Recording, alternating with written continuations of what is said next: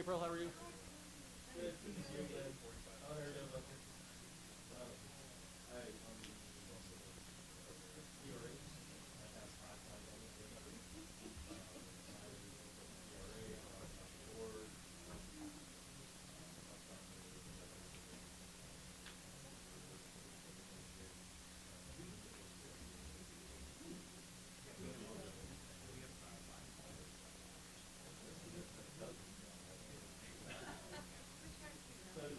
Just go click when you want me to click.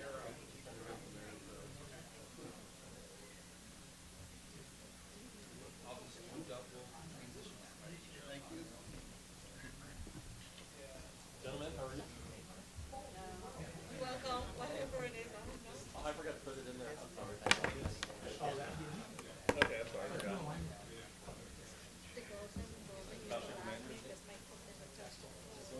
Jeez, it took me 2 days to get over that. Yes. Oh, we were low in that game. So, but I'll have to look at it.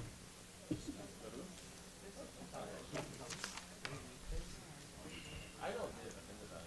You could talk Biden, you could talk Trump, you could talk Pelosi.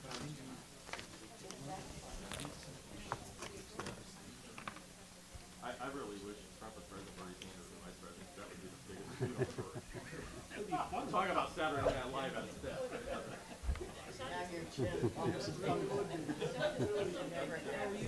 Good, how you doing?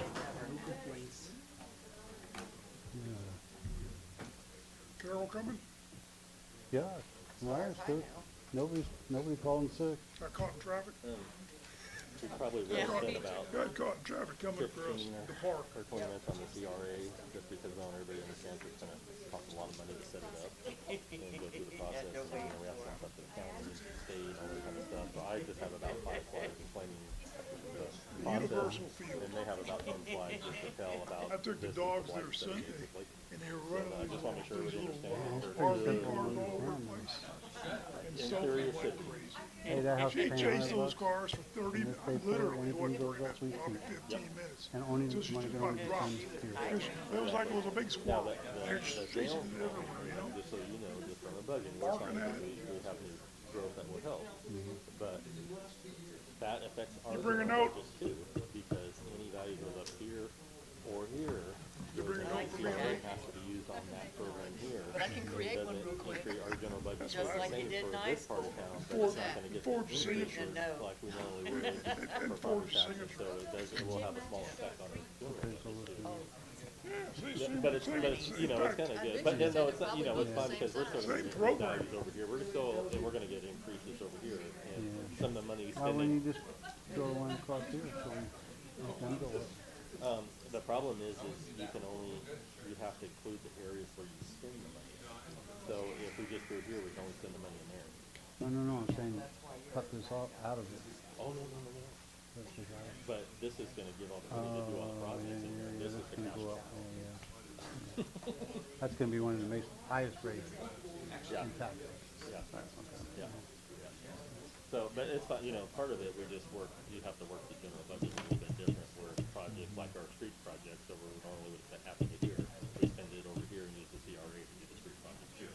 So we just have to be smart how we, you know, It's budget. just, everything I struggle with is how much money. have we got? You know what, if you guys would have done this 15 years ago, it would equate to $100,000 a year. True, but we also got that money You could do it for 40 and years. did other things. Well, we don't Boston. make it. Oh, yeah. Hello? Hello? That's true, I didn't think of that.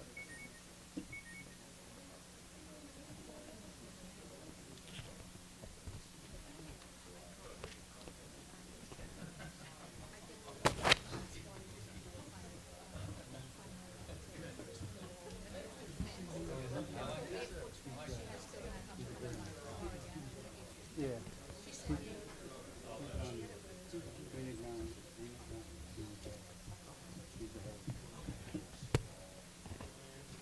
Hello, test. Okay, I guess we gotta get going here. Let's go ahead and do the pledge. I pledge allegiance to the flag of the United States of America and to the republic for which it stands, one nation, under God, indivisible, with liberty and justice for all. All righty, thank you. Hey, Jim, you want to do the prayer? I'll do one. Thank you. Thank you, Heavenly Father, for all the blessings you've heaped upon us in our small town. Give some peace to the world. We're in kind of a time of crisis and strife.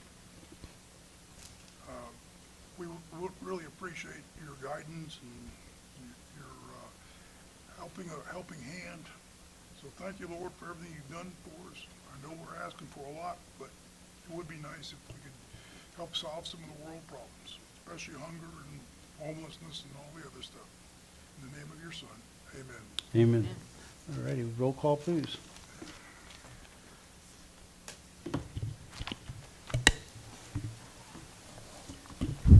Councilmember Hartle, Here.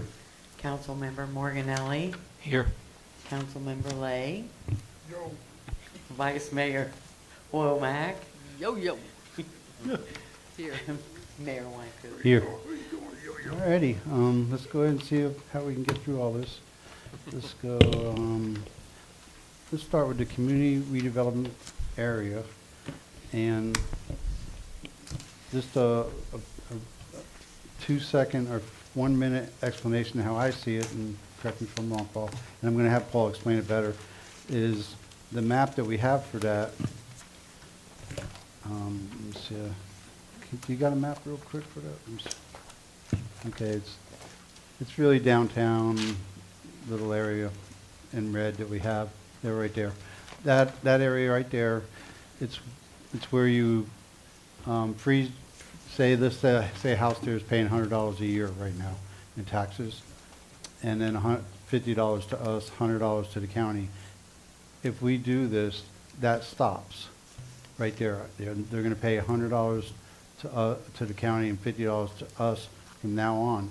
Anything that goes up in value, let's say they have to pay $120 next year and $60, that extra money goes into a bucket, and that money gets spent only in this area for improvements.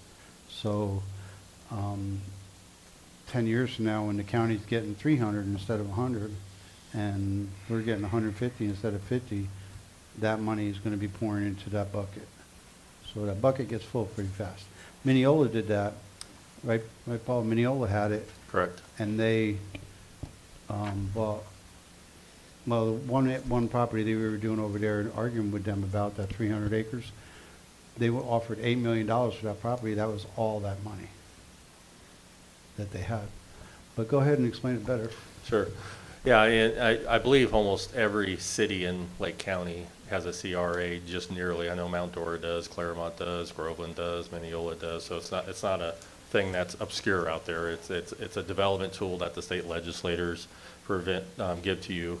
And so the CRA areas, it's formed under our state statutes 163, and it's really to address substandard and inadequate structures or public facilities and roadways, stormwater, sewer, sidewalks, things along that line. There is a board that will have to be formed. It's a separate board that will have its own public meeting. It can consist of the town council, could be the board. You would just have a separate meeting, or you could appoint a separate board or a member of the board. There's probably some other requirements. If you decide to keep moving forward with this, then Anita will get more of that legal detail with you. I'm just we're doing a highlight overview of this. Really, you'll develop a plan that will deal with the goals for the area. We want to target things in the area for redevelopment and identify projects and programs ahead of time, which become a part of the plan that you put together.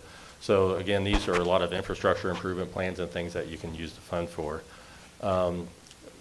Real quickly, talking about how is this funded, and going off what Mayor Joe said, you can look at this graphic up here. It's funded through tax increment financing, and not only Montverde's tax dollars, but the county dollars and the other taxing authority dollars as well, with the exception of the schools. And there may be a few other little ones that there's some exceptions in the legislation that we'll get to that. But the current property taxes that is paid to all the taxing authority remains the same, and it freezes at that level. So as Mayor said, if let's say Montverde is collecting $100,000 in property taxes in that area, it's going to continue to collect $100,000 of property taxes in the area. If the county is collecting $500,000, they're going to continue to collect $500,000. The area that you see above that, the little mountain that's climbing, that's called the increment. And so those, over time, property values and taxes increase in the area, and those are the incremental increases, and that is what you're allowed to capture as a part of this CRA area. So all those houses or properties in the CRA area will collect those increments. Then those increments over time used to fund your program that you have. So it's sidewalk improvements, street improvements. It just creates a tax pool of everybody's tax dollars, and the end result, the benefit to all the other taxing agencies at the end of the life of the CRA, which will be somewhere between 30 or 40 years, depending on how it's set up. Then all that increase, then it starts going back to the tax districts. So again, it's a development tool. It's encouraged, the legislators encourage it so you can take care of areas that are have deficiencies. And it's a way to fund it, because eventually, overall, if you improve the area, property values will eventually go up, which is the benefit to all the tax districts. So that's the thought behind it. And with that, April Fisher and Sean Parks will kind of just talk about this. And again, this is just, I want to throw this out. It's been 9 months since we talked about that. Since that time, Sean's group has worked on the first part of it, which he's going to kind of go over and just kind of review it. There's going to be multiple public hearings over time to do that, but it will be an expense to the town to develop this. So we want to make sure everybody understands it. You have time to digest it, make sure you're kind of on board with us keep moving forward before we spend our town dollars on it. So Sean? Yeah, thank you, Paul. Good evening, council members and residents. So we have a presentation for you tonight to go into a little more detail about a CRA. Paul, I think, has covered the basics of the CRA very well. You know a little bit about it, but just to start by keeping this in mind, there's a vision, right, for the town of Montverde, and you as the elected officials set that vision for multiple years, many years, and you all believe this, I know. The vision for Montverde has always been to protect its small town charm, the rural-like character, small town character that we talk about, and we've used the word Norman Rockwell at Christmas time, that kind of thing, particularly within our little hamlet, or little, I don't want to call it downtown core, but our village core, right here within the historic part of Montverde. And you struggle through the years on how we're going to try to obviously protect that, and you have your heart into protecting that vision for the town. And you also think about, well, what's it going to look like in the future, and how can we protect it, how can we advance the vision? Well, CRA can be a powerful tool for you to advance that, because quite frankly, it comes up with a funding mechanism for you to be able to achieve the vision. As Paul has said, could be utilities, sidewalks, facade type grants that are provided once enough money goes into the fund to fund the architectural uniqueness to the business core of Montverde. So you do all that, and the CRA can be a very beneficial tool to that, because that money, as Paul has said, comes back directly to this area. And so even from the county perspective, the county doesn't want CRAs all over the place, but the county does look at a CRA as a very effective tool for getting things done within the 14 cities of Lake County. And they all have different goals and objectives and visions, and they are very much what makes Lake County unique and Montverde unique and so special. We have a great presentation for you here. It's not too long, don't worry, but it is to help you get you to the next step. Is this something that you want to do?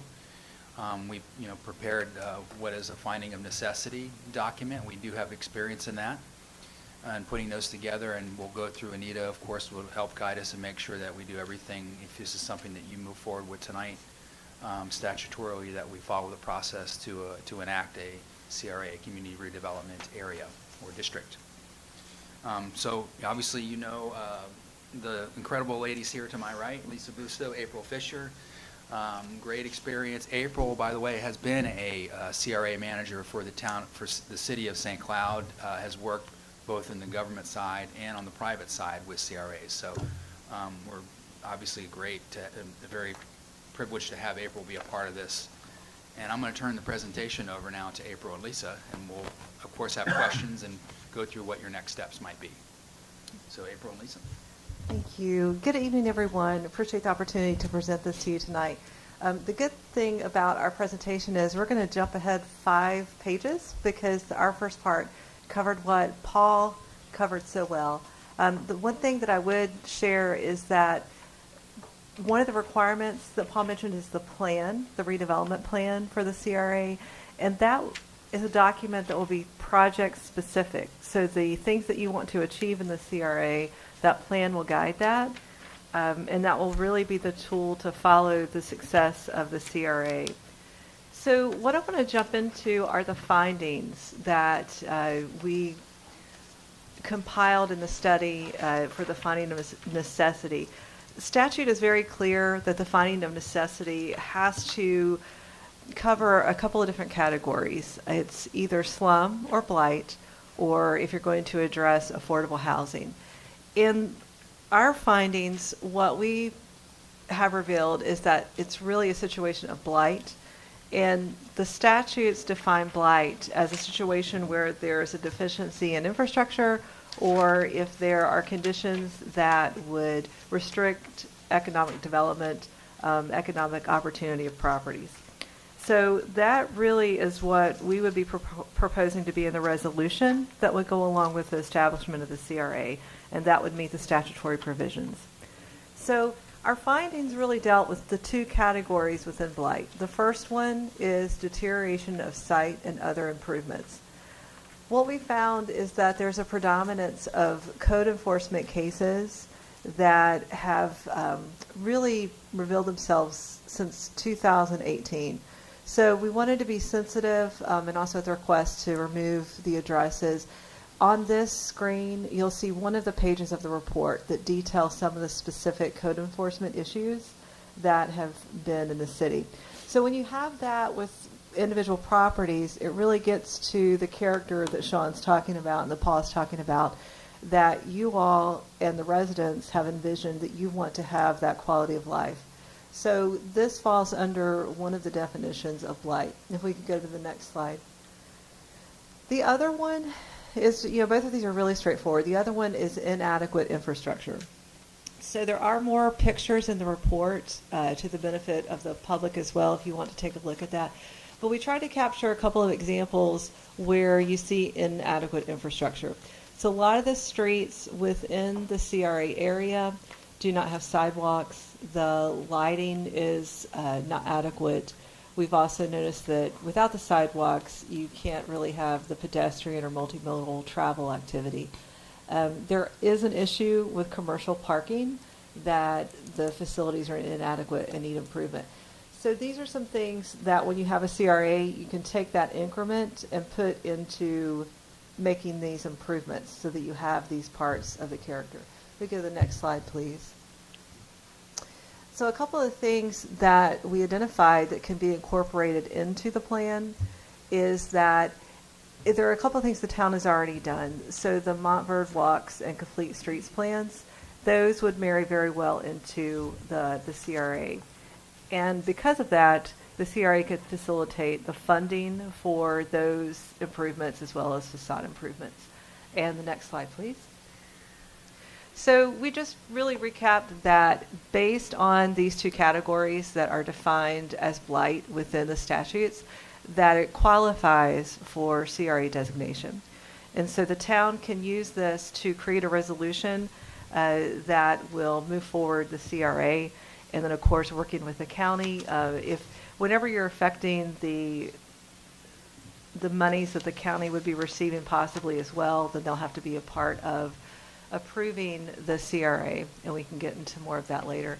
And then the very last slide, I think we have, is that the last one? So that's it. That's all I've got. And then we'll be glad to answer any questions you might have. And thank you, April. Yes. Great. So you did a wonderful job, because we love this stuff, and we could we could have added another half hour to it, but let me just, she did a good job of putting it succinctly. Just a couple things to keep in mind, which I can kind of guess might be going through your heads already, and maybe questions in the audience. So I know there's a lot of concern about the word slum and blight. Don't get hung up on that. Those are the statutory terms. We, as your planners, your staff, are not trying to make a derogatory comment that the town is slummed and blighted, or blighted in this case. We're not even saying it's a slum. So to everybody out there asking those questions, that's not what we're saying. That's just the statutory term. Go back to the vision again, and you're trying to find, if you move forward, a statutory tool to help you fund what you want to do within your downtown. The code violations that were mentioned, and we did, there's no names were given out or anything. That's not necessarily a bad thing either. We understand code violations happen in towns and cities across America, across Lake County. What that could possibly show is that in some cases, there's just a lack of connection to what the town's vision is for downtown in particular. So what maybe somebody thinks is okay to do, and it's ended up being a code violation, maybe if there was some knowledge or buy-in and communication to what the downtown vision is, maybe that code violation doesn't happen, and you have more buy-in and you're more driven towards that vision, to working together as a community. So that's how that works. Again, it's one of those statutory requirements. It's not that we're focusing in and trying to use it as a hammer or code enforcement, a way of furthering code enforcement. It has nothing to do with that. It's just, when you have those kinds of issues, it's almost like maybe a bad analogy, but when you have something that keeps coming up as a variance, well, maybe there's a change of code that needs to be required. Well, this is kind of like maybe there's something different we can focus on to minimize code violations. So just wanted to point those out. And the Montverde walks, as April had mentioned, is something that the council has approved. It is actually in your comp plan a few years ago. That would be a way to fund the Montverde walks plan by doing this without having to do a special assessment or some other kind of tax increase on the residents. So it's a tool to get you there to accomplish some of those plans. One other final point to stress: there is a plan, if you move forward, that's required, that your board that's set up will have to follow that plan. That's why Paul is wanting to make sure that you're aware it's not just this finding document here. It's going to be, if you go to the next step, it's going to be a CRA vision and then a board that's set up. You obviously the expenditures have to be consistent with the vision, and that's the board oversees that, and the council has the final say-so in that as well. So just to point that out, it doesn't necessarily mean, for instance, that you have to use all the money only on sidewalks to put sidewalks down every single street. It might only be an area that you focus on in the plan itself. So, just to keep that in mind. So it's also, obviously being at a lot of the council meetings, and particularly with some recent development applications, we know people are concerned. They say, well, my street's only 18 feet wide. Yes, that's the case. A lot of the streets are. The plan doesn't necessarily mean and say, if you do a CRA, that you have to automatically widen everything with CRA money to 24 foot and put sidewalks on both sides. Again, think of it as a tool to fund more of your sidewalks, your trails, lighting in certain area, facade grants for businesses in your business district right here on 455. So that being said, we're available for questions. I have a question. Yes, sir. Okay. I guess I saw somewhere in here the number of acres in the CRA, 400 or something. I think it's 1,400, I don't know if it was. 1,055 is what we have listed for the area. Does putting money into the CRA area take money from other areas? And I say this because I come from a city in which everything was talked about downtown development. The rest of us in the suburbs got tired of spending all our money on downtown development because we did not own property there. And so the question is, does it take tax dollars away from the other areas? No, it doesn't. Part of what you prepare is a budget, and that budget is based on the increment that comes specifically from the properties that are in the CRA. So you have to account for what you spend and where you spend it from. So you're not able to take monies from other properties and put it towards projects in the CRA. Well, okay. Wait, I'm sorry, you said you're not able to take money from other properties outside the CRA and put it in to the CRA? That's correct. So if you have projects that are earmarked specifically for the CRA and it's part of your plan, and then you have your budget document, then you have to match the monies you spend on CRA projects to the monies you're receiving from that TIF, the increment. So it would be illegal to take money from outside the CRA to fund CRA projects. So everything that's in the boundary, every dollar that's an increment above what we're currently collecting comes from within that boundary, and every dollar spent goes back into that boundary. Right, but you're saying that if there's like a grant or something? So no, that would be a different pot. You could use grants within the CRA, but that wouldn't be tax money. So that would be, if you had to do a match, you would need to do that match from the CRA monies as well. So, like, example, Mag Terrace wouldn't be paying taxes to the town, and that money couldn't be, I mean, they would be paying taxes to the town, that money couldn't be spent in the CRA? Not in the CRA, then it could not be spent in the CRA. Now, hang on, let me clarify, because I think where you're going, I don't think, if you can't take the tax dollars from outside the CRA and put it on a CRA project that's mixed with CRA funds. But if we collect money in the general fund and we wanted to go fix a sidewalk and we don't call it a CRA project, we're able to do that. So we're able to do that. So it wouldn't It's be a just that CRA increment project. amount has to stay in the CRA, that's it. So if you claim it as a CRA project, then you can't use outside tax money? Correct. Okay. You won't want to commingle You those.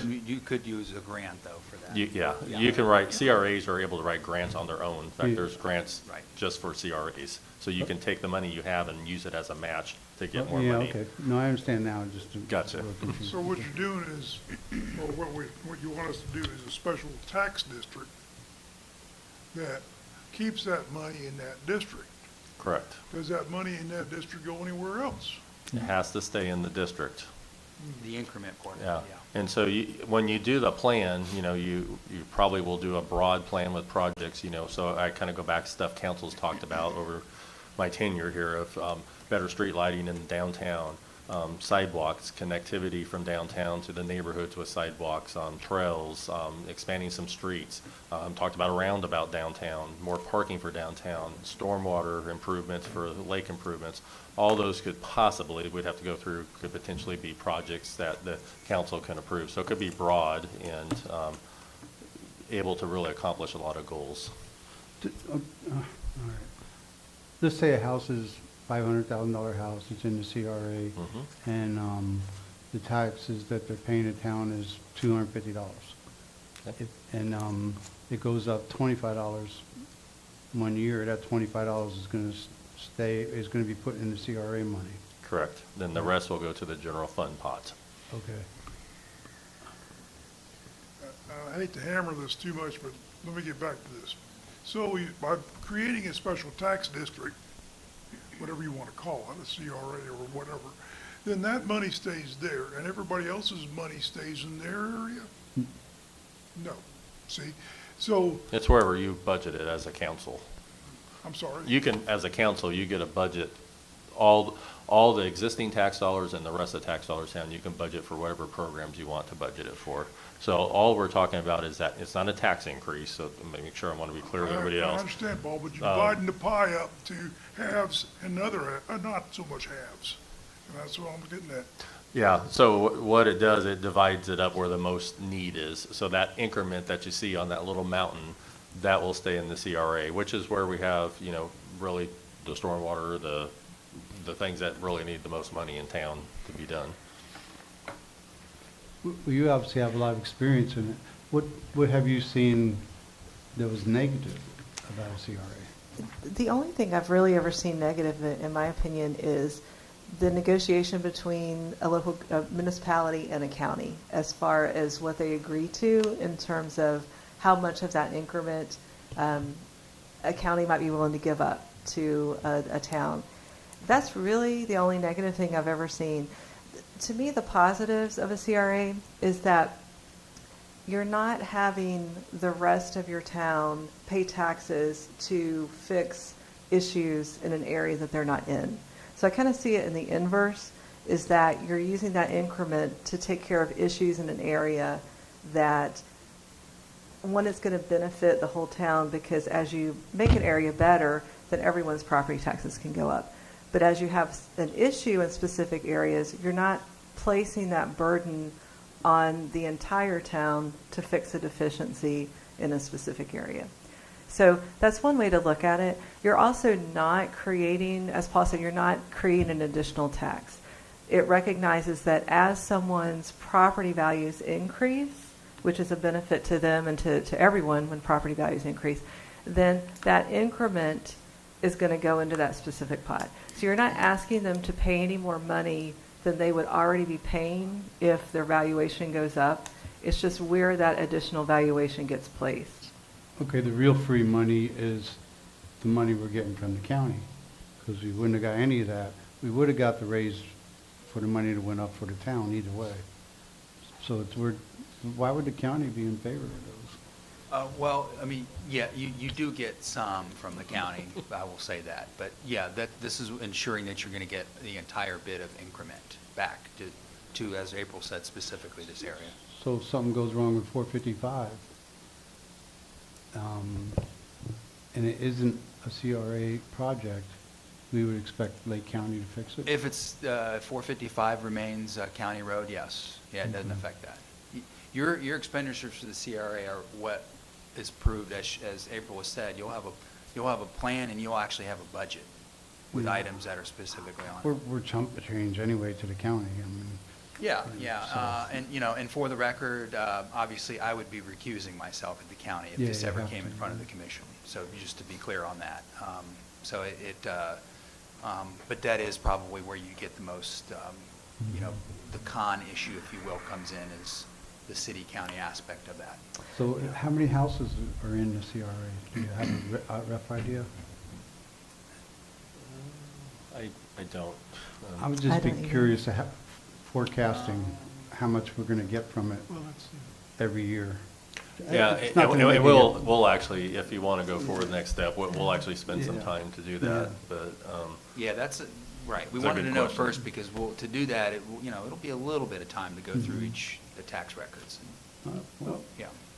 are you guys okay with it? I have a couple questions. because- Open to the public? Oh, go ahead. Yeah, I still have some questions. You guys, well, you've sort of mentioned, and Paul, you mentioned, it's not a tax increase. It sort of is, in a way. It is a tax increase. I mean, no matter how you slice and dice it, if you're doing a CRA over here, and that particular house goes up in value, it's going to raise the house over here that's not in the CRA.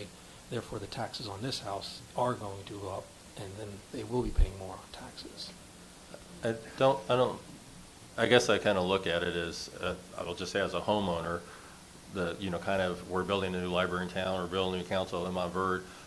All this stuff I believe will make our homes, I want my home to go up in value eventually. I bought it for X, I want to sell it for X when I sell it, it's kind of a thought, but everything we do in town that's an improvement has that effect, so this just amplifies and gives us another funding tool. Right now we're using grants, $40 million in grants to do a bunch of improvements that will do that for the entire town. This focuses on some areas where we can't get that grant funding for, streets, lighting, sidewalks, where it's almost impossible for our town to get funding for. Can you say what you said again? I didn't catch it. Yeah, so basically, the tax increase, and it sort of goes what you were mentioning, like, why would the county be in favor of this? Is because the higher the property value, the more tax they can collect.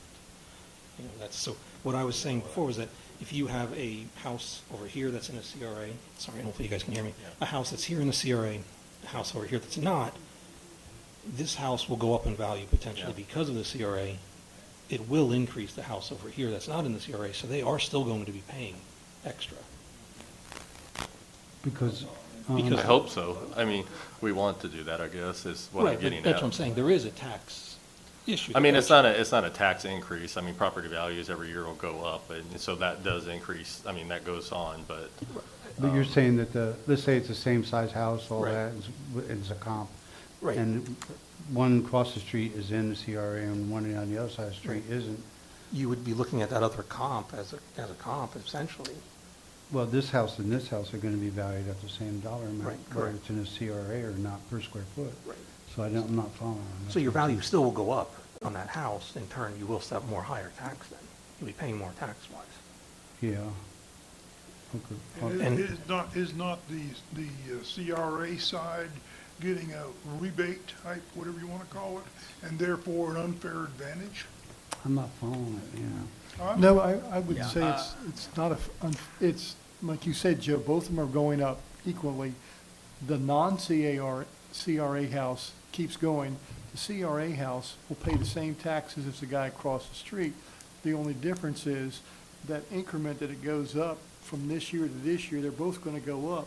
But the money where it goes, those increments come back to the town to reinvest in the CRA. Correct? That's So, I mean, exactly it. Just because you have $1 million house and I have $1 million house and yours goes up $500,000, mine goes up, but I don't have to pay the tax that you did. No, we both have to pay the same tax. Explain that last part again, Alan. The $2 money goes million. back to what side? Well, both sides of the street, Yeah. same comparable house, like Joe said, the taxes go up here. This one's locked in the CRA. Right. Okay, this keeps going up as the taxes on here, we can do whatever we want to with them. This one over here, they're still gonna pay X amount of dollars the guy across the street, but that percentage will go into a CRA. It's not like he's getting a tax cut because he's in a CRA. He's still paying the $12 and you're paying $12. The only thing is, the $12 across the street comes back into the coffers of the town to do whatever we want. No, it goes back into CRA. Well, no, if you're not in the CRA, that's what I'm saying. That goes back to the coffers of the town budget. The CRA's house, he pays the same tax, but that increment will come to the CRA. He's not getting that, he's still paying $12, but only maybe $2 goes into the CRA. He's still paying $12 at the end of the day. He didn't get gypped per se, is that? I mean, from a tax increase, I guess property values, your homestead, you got a 3% cap. The property taxes in Montverde will probably continue to go up. You'll probably be capped, but the CRA, eventually, the whole goal is to lift the whole neighborhood and the whole area up. And, you know, again, everything we do in town is for that, because if we took that philosophy, then we wouldn't really do any grants or do anything to improve town or put sidewalks in, because that does have the same effect on it, I think, over the long run. I understand what kind of where you're getting at, but the real crux of this is, you know, right now, in the CRA area, I'll just throw out a round number, Montverde probably collects $250,000 in property taxes, and the county probably collects $300,000 or $400,000 in property taxes. If this was done 15, 20 years ago, we probably would be collecting $300,000 in the CRA that we currently aren't getting. I mean, that's really what it comes down to. It's a funding mechanism that gives you a lot of flexibility to deal with substandard things. And if you kind of think about all the conversations we had about stormwater, if we didn't get this stormwater grant, thanks to Scott over there, that's probably would be your number one thing of let's try to fund the stormwater with that. And same effect, it's just a funding mechanism. It's like I won't say it's free money, but it's basically a grant. It's pulling money, trying to improve the whole area as a whole. Yeah, please don't say grant, because this is a tax. This I is said it's residents like are a paying money on similar. this. I mean, It's not a new tax. Right. It's Right. moving. I just- At the end of the day, what it is, it's moving the county's taxes over to the town to use on projects in the town. Right, just not I mean, free money, though. Just simplify it. Yeah, I mean, again, and to go to Councilmember Hartle's answer, example, which I thought was good, the $12. So right now, the $12 that's collected, let's say you only get $1 or $2 back per year in services, whatever capital expenditures from the county. Well, in this case, you're keeping the $12 and it stays here. That's if you did the CRA. So to kind of look at it that way. And yeah, I know, I understand the confusion on it, but the tax rate, it's not a I mean, you're going to set the tax rate for the entire town. You're not going to ever get into a situation where, oh, this area has one, we're going to set it lower over here, and you, I mean, statutorily, you can't do that. You set it for the town. So, you know, it's not you wouldn't be favoring one area over I another. can see the desire of it, because having worked the blighted areas in Jacksonville for many years, I drove down dirt streets, no curbs, no sidewalks, nothing. And the argument was always that they didn't put the money in the coffers. So this is a way of putting the money in the coffers. But my fear comes back to separate taxation bases and who gets shorted. Same tax base for everybody. Yeah. What's No that? one's tax base has changed, same tax base for everybody. The So tax it's- base is the so- same, Paul. Where does the money go? Well, So- you still have a general fund that you're going to collect, and your general fund money goes to use for the entire town, just as you normally would. But any of the increment in that area has to be spent on the plan that's you But approve. they don't contribute to the general, they contribute to the CRA area. They do both. They do both. They'll contribute to the general. Yeah. It's a Only- it's a only rainy the- day fund, I right? missed that part. Only the It could increases be, yeah. I mean, from it's- this day forward, only like if it's $100 and it goes to $108, that $8 goes into CRA. Beyond the incremental increase, okay, does the CRA have anything else to do with anybody's taxes, personal property, or No.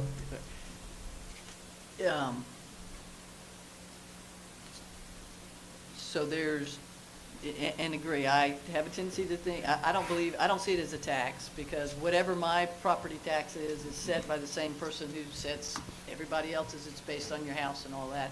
I do see this as I won't call it pennies, but it's an incremental income that goes into a pot. And correct me if I'm wrong, we get to designate whether or not maybe we don't get to designate it. If we take this incremental increase, it automatically goes into a CRA. Into the fund, Into the yes. fund. It's very tight how it's managed by statutes. Even the plan is very tightly managed. So the plan and the budget are tied together. If you want to change the plan, that has an entirely additional public process. So nothing is done outside of the public eye. So the specific projects, and that really is the best thing, is to have specific projects. And that money is tied to those specific projects. So it kind of works like a CIP, if you will. I mean, so you're budgeting based on specific projects. And the one thing I would add is that there is a mutual benefit even to the people that live outside of the CRA, because they're not having to fund a deficiency in an area that they don't live in. But they're going to get the benefit of that They get to walk deficiency on that being new corrected. sidewalk. Yes. Yeah. Why Yeah. don't we just do the whole town? You're limited. There is a statutory provision about the percentage of acreage. So. Okay, so we have I like that. we would have a, Can we see the map again that shows us exactly what the area of coverage is? Most of the town, It's most of the town. I mean, where left out back terrace. and it looks, well, yeah, you're right, the whole south side of town is missing. Yeah, so really kind of this area, when we looked at it, we kind of focused, we looked at the width of the road, places that have the least amount of sidewalks, places that have stormwater issues. We kind of talked about, was it Hillside Circle up there where we got to dig out some of the ditches and things like that, so there's some projects in there. It hits the downtown area, which we've always talked about trying to do some improvements for parking and lighting, things along that line. So it seems like the logical area to start this with. And kind of coming back, usually where you have the most deficiencies is where you spend, most cases, a good percentage of your tax dollars. So what this does, it does free up some other general funds to be used in our other areas, in essence, so that CRA can help fund these projects that needs to be made. So there's a balance there that I think works out when it's all said and So done. now Osgood doesn't have any homes on it, so it's paying the county tax every month, every year right now for land, right? Yeah, a couple like $15 a year or something. Okay, so then we put this in place, and it has a $850,000 house sitting on it. The increase that Lake County would have gotten is gonna come to us then.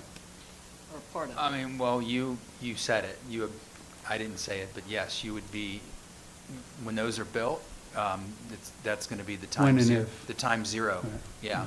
Whatever's built there is So going to be probably the time 2,000 minimum a house. Yeah. Okay, I vote for it. Yeah. You wanna open it up? Oh, But questions? you got some more questions over here. I have one more. Go ahead.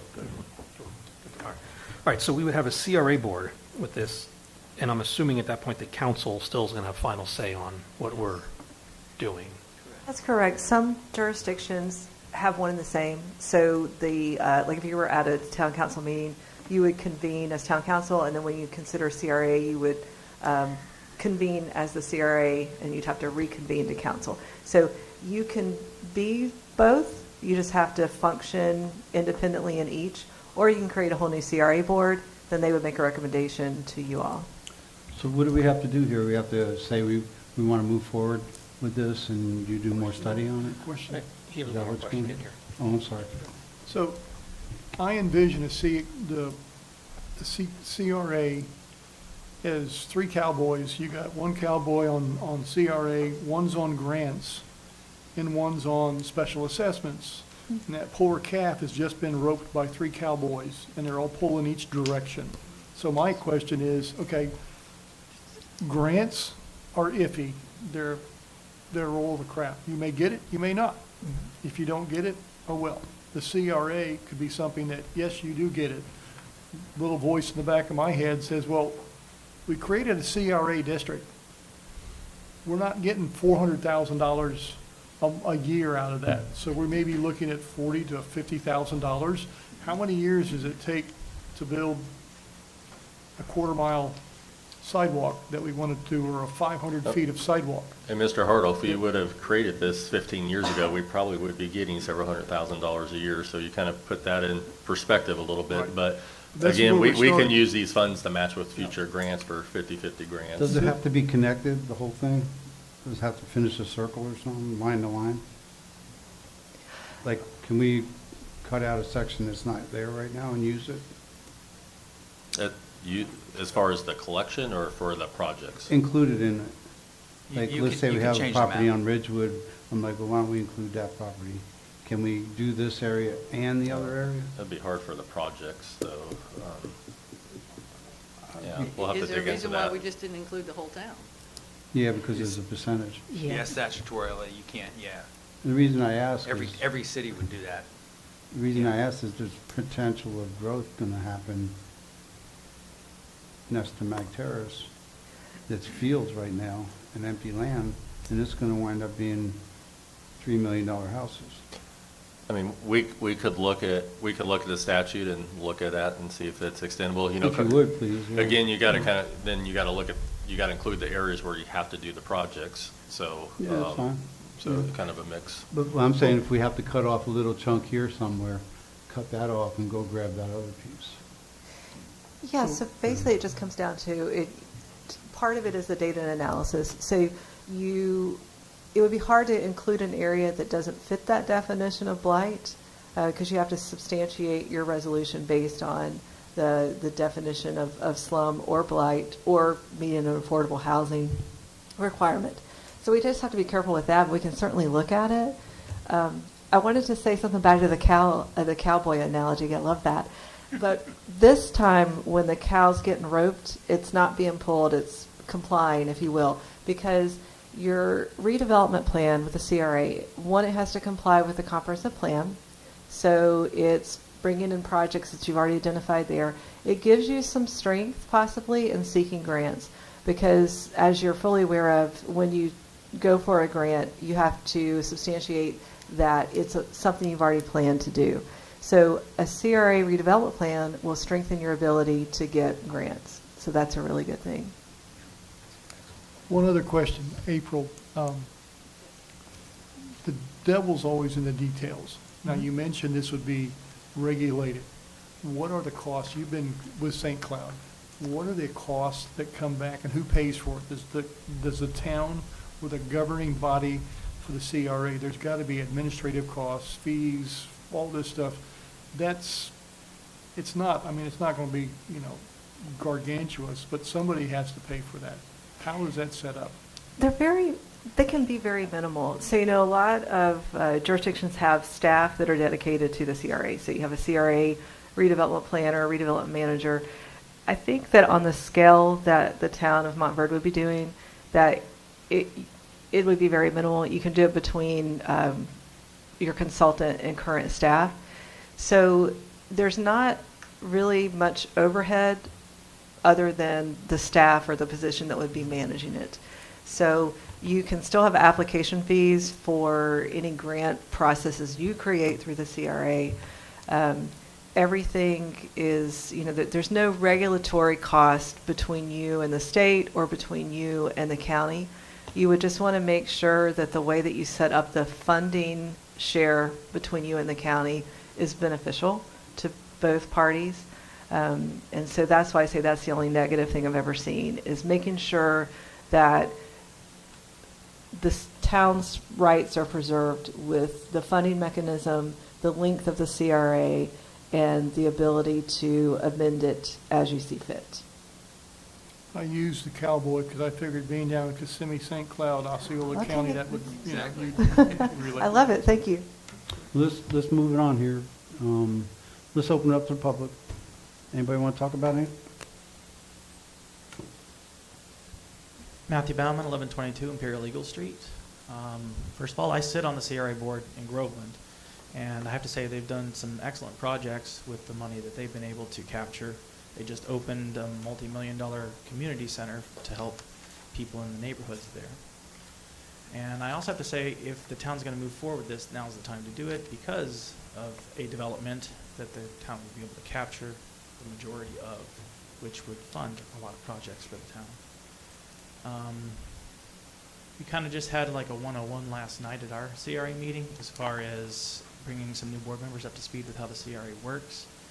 A CRA agency can have multiple districts within its agency as long as you're meeting that maximum percentage requirement, whatever that is. They also discussed the different options between the boards, and I think there are 18 boards in the state that have the fully appointed council governing board, and there's 181 that have the council as the majority portion of that board, and then I think you can appoint up to 2 people in addition, so you can have a maximum of 7 under that.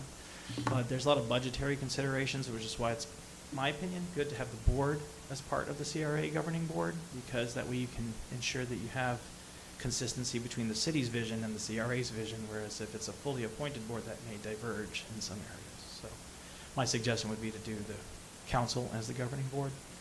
And there's really a lot of great opportunities. They've done streetscapes, they've done parking, they've done stormwater, they've built facilities. You can do some amazing things with the tax revenue that would be coming already. You're just getting to keep a bigger part of that pie and spend it in your town. So I'm very much in favor of it. I think it's a great thing for the town. It's an excellent tool. And if you can get the county to agree with it, that's really kind of the only sticking point as far. And so, yeah, I'm in favor of it. I think it would be great for the town. I own Thank property you. here. Oh, good, right? They still don't live here. I pay taxes here. Did you notice, I pay a lot of taxes here. Did you know, and just a simple yes or no, I don't need personal information, but did you notice any kind of undue increase in your taxes when this was created in Groveland? Taxes go up. I've seen They- taxes they go do go up Since every- the that's CRA why was up. It hence was the established in undue. 2002.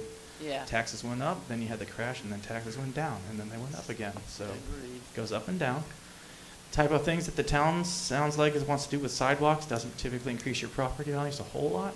So $130,000, $800,000 homes, that's more likely to increase your tax value. That's coming anyway, so you might as well get a piece of the pie. That's my opinion. Thank you. Thank you. Great, thank you very much. Anybody else? All righty. Question for, Go a ahead. follow-up question for April. You mentioned that the CRA, I follow this, it solidifies a base for your grants.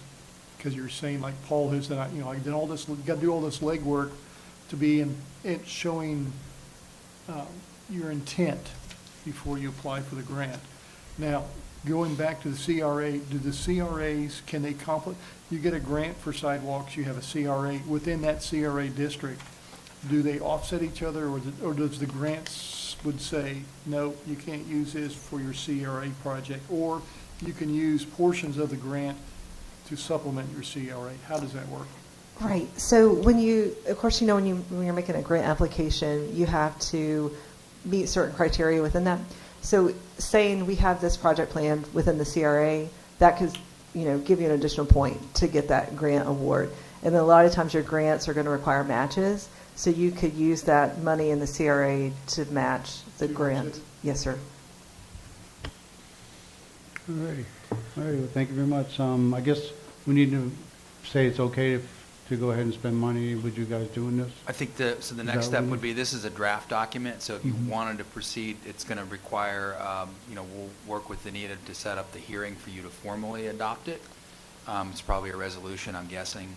But that would be the next step. I mean, this is the discussion side of it, and Are you guys okay with moving forward with this? My concern still is taxes. I mean, but I understand, I wish we wouldn't have tabled that at the last meeting, because we would have had more info right now.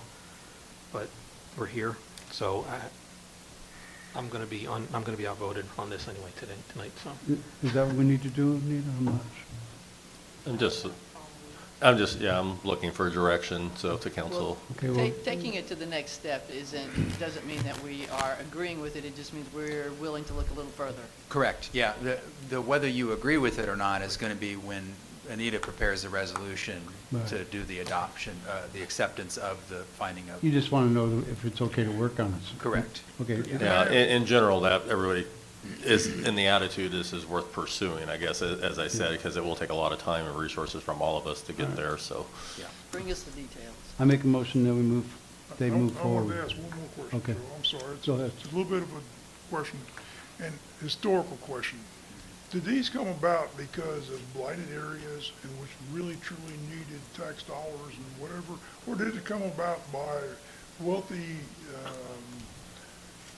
districts, downtown districts wanting more money? They really came about because there were areas of slum and blight in a lot of towns, and nobody wanted to go there. So it was really a mechanism for to encourage reinvestment in those properties as well. And it's been a game changer for local governments to turn around areas that people have just left. You know, that's the worst case scenario. That's how it started.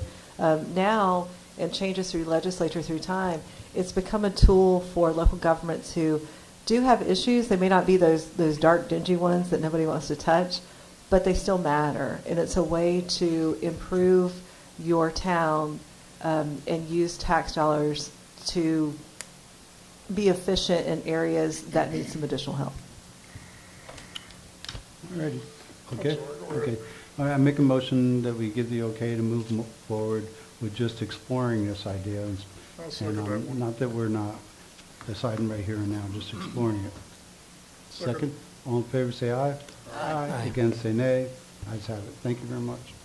All right, let's move on to our next item, and that is reviewing our impact fees. Yeah. Go ahead. So thank you, council. As you are aware, about 9 months ago, you voted to approve redoing our impact fee study, which is required by state statute every 7 to 8 years or so. And so this is the draft for you to take a look at based off of Wildan's evaluation of the town. And they look at the needs of the town, not necessarily a comparison to everybody else. It's what projects, what capital things do we have to do. So we looked at water, admin, parks, and transportation. So the first, I'm sure you guys have looked at the reports. I'm just going to kind of go in the nutshell and just talk about the end findings of the impact fees and what they are. And again, impact fees are what new developers building a new house or adding on to your house or things, those are those impacts that are paid.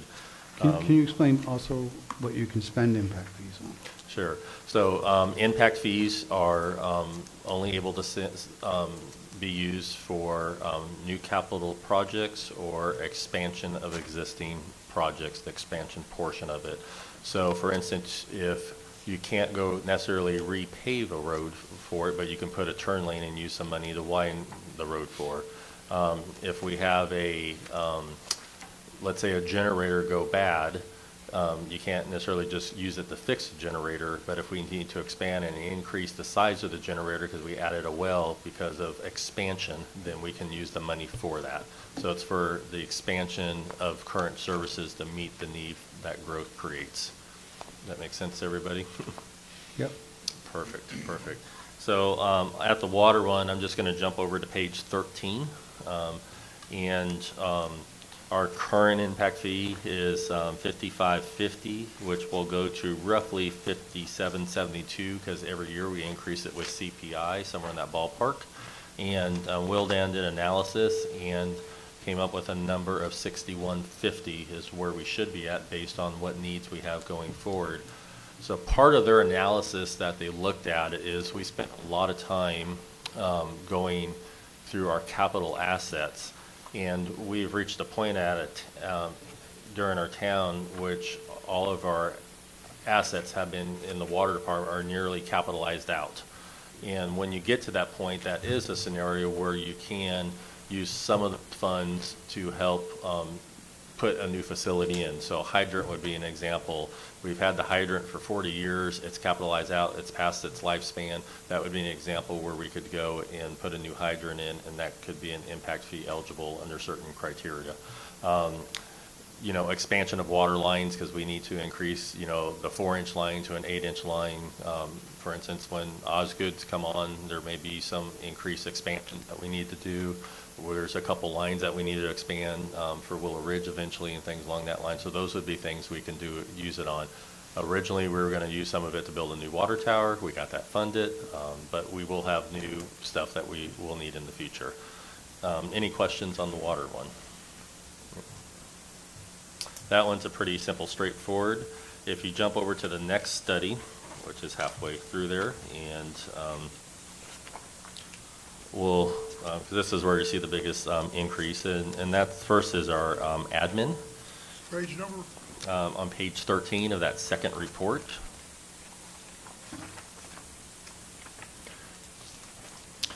And realize, as you look at these numbers, when the first impact fee was done, it was the very first impact fee for the town because it wasn't collecting a lot of things. And at the time, you guys, as a town, we didn't have a capital improvement program. We didn't have analysis of what substandard streets were because we didn't have any codes adopted what a street standard should be at the time. So now we have a lot of stuff. We didn't have the walks program completely put in together. So there's a lot of things that that weren't started, that Mayor Joe started when he was here, such as the Streets Walks program, our standards guidelines and things. So we actually now have some physical criteria for them to evaluate what an impact fee should go. So on page 13, this is our admin impact fee. The current one is $1,864. The recommendation is that council moves it to $3,063. And identified, you know, and again, this has to do with growth, the need for possible future additional office space. The community building rebuild for size is put in there, and also for additional funding for the library that we're currently building, because we did include impact fees in the 2.4 we did, and part of that we're going to run into the negative because we're not collecting enough to take care of that now. The next one, if you would jump to, is on page 7. And this is our transportation impact fees, which I don't know if you know that. I think, Patty, is it county's almost tripled recently? Does that sound right? Or Sean probably knows that it went up drastically. Yeah. Did it triple? Yeah, pretty high. And this is where we're really lacking. So our transportation impact fee in our study didn't have a lot of things such as the sidewalks, expansions of roads, things that we've talked about for downtown, 455. So the current rate is $798, and the recommendation is that it goes to $6,049 per resident to take care of the needs of our town. And part of it is we don't have a lot of houses to fund it, but we have a lot of needs for expansions of roads. So again, this will be for new builds only. Then finally, if you would turn to page 21, this does with our parks impact fees. And again, there was not a lot of things in our original one that they looked at. Our current fees are $888, and the recommendation is $5794. So that will include some trail expansions, some park expansions to the parks. We talked about a park on Highland. We talked about around the water tower. We talked about adding playgrounds to our current parks and fixing those up. And in a synopsis, I just got to the gritty. I'd be glad to talk more stuff in detail if you have stuff in the project you want to get to, but at a nutshell, that's kind of what it is. Because of the size of increase, these impact fees will require, some of them will require a supermajority vote if you wanted to move them forward, and some of them may have some limitations. They have to be phased implemented over time, and we'll get in more details of that if you're okay with moving forward with these, because we'll have to have a couple multiple public hearings on these. Just out of curiosity, the total for impact fees was 8,000, I think it was, right now. Do you know what it is on the house, just roughly, what the town impact fees are? I don't know. the Oh, I total. was talking Patty, sorry. Oh, yeah. No. Well, the water is 5 by itself. Then transportation, yeah, we're probably about 8 or 9, somewhere in the ballpark. John probably knows. John's over there crying. We knew that. So I'm just curious of what it is and what it will go to. If it's like 8,000, say. It's 9,100. Anita calculated for Oh, you. thank you. And what's the new, just for curiosity? I'll let Anita calculate that up real Did, quick. Sean, The the county 752,000. froze theirs a couple of years ago. The county, in Southlake County, we have the highest transportation impact fee around, actually. Schools were one of the highest, yeah. And I it mean, should be. Yeah, I mean, you know, we get 20 million a year from it, Right. but it still doesn't keep up with the Yeah. cost of roads, but Yeah, the it's roads maxed need- out. the It's roads- 10 years behind on the schedule. It's you maxed guys out to get what it? it was. It'll go to 21,000. Yeah. 21? And the county was 11,000, I think? 11,000 was just school. Oh, that's right, yeah. Yeah, transportation's another $5,000 probably, plus parks and libraries impact fee as well. So between us and the county, it's gonna be 50 grand. Yeah. Yeah, that'll slow growth. So you need your super majority, but if we decide to do only part of it at this point, You can decide to do a lower amount, yes. You can I mean, evaluate each one. It does seem excessive. I know we have excessive costs with the great influx into the county, but still, it does seem outrageously 600%. Yeah, yeah. So It's the if it privilege gets of living in challenged, Montverde. then the organization that did it would go in and give us, back it up, right? Right, I mean, they've done the study, and if you adopt it, then they would help us defend if the amounts are challenged. Yeah, because we got challenged, I don't know, 10 years ago on the water, and we won because we were right. And we were highest in Lake County at that time. Okay, but- What's good about this one, it's taken a lot of time to get back. We dove in and did a deep analysis, so we had some findings. We had our capital improvement program, we had our walks program, we had our capital asset program that hasn't been looked at in the past. So all those kinds of things went into this. So, if we were challenged, we got everything has followed the statute to back it up. All righty, well, let's open it up to the public, get the public opinions, one at a time. Okay, we'll bring it back. Anita. But by saying we're going to we're going to do this in increments, we're not rejecting their findings. You're not. The only thing I would say to keep in mind is if you believe in the premise that growth should pay for itself and that your existing residents shouldn't supplement growth, then adopting the full 100% achieves that goal. Because the new growth is what's going to pay for all these improvements that are required because you're growing. I'd give you an answer on that one, but I won't. Go ahead. All righty. I had a question here. Go ahead. Yes. Are the impact fees transferable? So, for example, Alan decides to move and he builds a new house. Does he have to now pay those impact fees? I've used them as an On the example. new build, you would build. Okay. Yeah, if you expand your house, it would just be the pro rata share. Okay. So what's the rule that if there's a house there and you tear it down, and then 3 years later you want to build a house there? Do you get the credits for the one that got tore down? And if so, for how long? If they originally paid impact fees, then they would get that pro rata credit. If they've never paid impact fees, then new impact fees would be due. That's my understanding. Now, you need to correct me if I said that wrong. Yeah, and I think your code does have some provisions of when we apply the new impact fee. So we would have to look at that in more detail. Well, I remember one we had, there was a mobile home got leveled, and then they were putting in a house in, and we talked about it a long time ago, and we only had the water impact fee, so it was the square footage of the house, so we divided it and came up with the extra part and just charged them that. Right. Okay. Alrighty, The only other issue I have with this is there's Go an ahead. exemption for affordable housing, and that was the only other issue I had with it. Other than that, I'm good. the what for affordable housing? An exemption for affordable There housing. may be a statutory requirement there, There is. that There they is. put in there, but Okay. with that said, we don't have any affordable housing communities Right. planned in the near future that I'm No, aware I- of. no. That's a- Not to say it can't happen, but we have to put that in there. Yeah, that's a statute, and, from the county's perspective, we actually view that as a good thing to the concern about the cost, which the impact fees, particularly in the south part of the county, are maxed out based off of a study. And even then, it's probably not enough to pay for the roads and everything.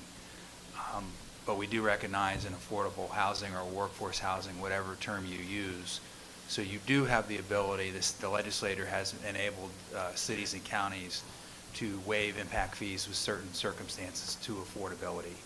So you might designate a project, like in Lake County, it's an urban infill, a vacant lot. That the county has the ability to waive impact fees if you're going to build a home there. Thus, you get that price down. You knocked out $30,000 or $40,000 worth of impact fees. You would create more of an affordable situation. Thank you. Yeah. And by the way, the Osceola County, I know where April's from, in Lake County, are among now some of the highest impact fees, and it hasn't done anything for the home still builders. coming. Yeah, they pay it, and they just keep coming. So it's not the growth management tool that people think it is. So it's not a business killer. Not yet, not that we're seeing. Now, you can adjust it where affordable housing and look at maybe certain commercial situations and waive it and do it business incentives, which, the county looks at. The town could do the same thing at some point in the future. But that's, to your question, council member, that is a statute, is where that comes from. Yeah. I have one other question, a hypothetical question. So hypothetically, I go and buy, we approve this tonight, and I go and buy 30 acres, if you can find it in Montverde somewhere, let me know. And I buy that, and then I decide I'm going to put homes on that. Is it retroactive for that particular purchase? So each house, when a permit is pulled for the construction of the house, But it would be active will at pay that the point. impact fee. Yeah, so we assess it as a part of the building permit process. So any house is permitted, say tomorrow, they're going to pay the old rate. When this is approved 3 months from now, if it's approved, they would pay the new rate once it's approved. Yeah, And there's a 90-day window, so you're going to adopt it, and we have to give at least 90 days notice before it goes into effect. Okay. Okay, thank you. Alrighty, let's keep it moving here. Okay, everybody's okay with us bringing that forward? Well, yeah. You mean, we're okay in the fees, right? No, well, we have to bring this forward in ordinances and have to do multiple public hearings on it. Okay. So I just want to make sure everybody's, I make any a other motion that we questions? move it forward. I'll second. All in favor, say aye. Wait a minute. Moving forward means what? Bringing it back to you in a resolution or ordinance. Get it out of the draft stage. Good, okay. All in favor, say aye. Aye. Against, say nay. Okay, next up, comp plan. And this was a little confusing, but go ahead and explain this one. Sure, I'm going to let Sean, just real quick, Sean is going to just give you a quick recap on the feedback from the comp plan change that you guys submitted to the state, and he's gotten some feedback. Then also, Mayor wanted to discuss, and why we have April here doing a comp plan change on our next ballot.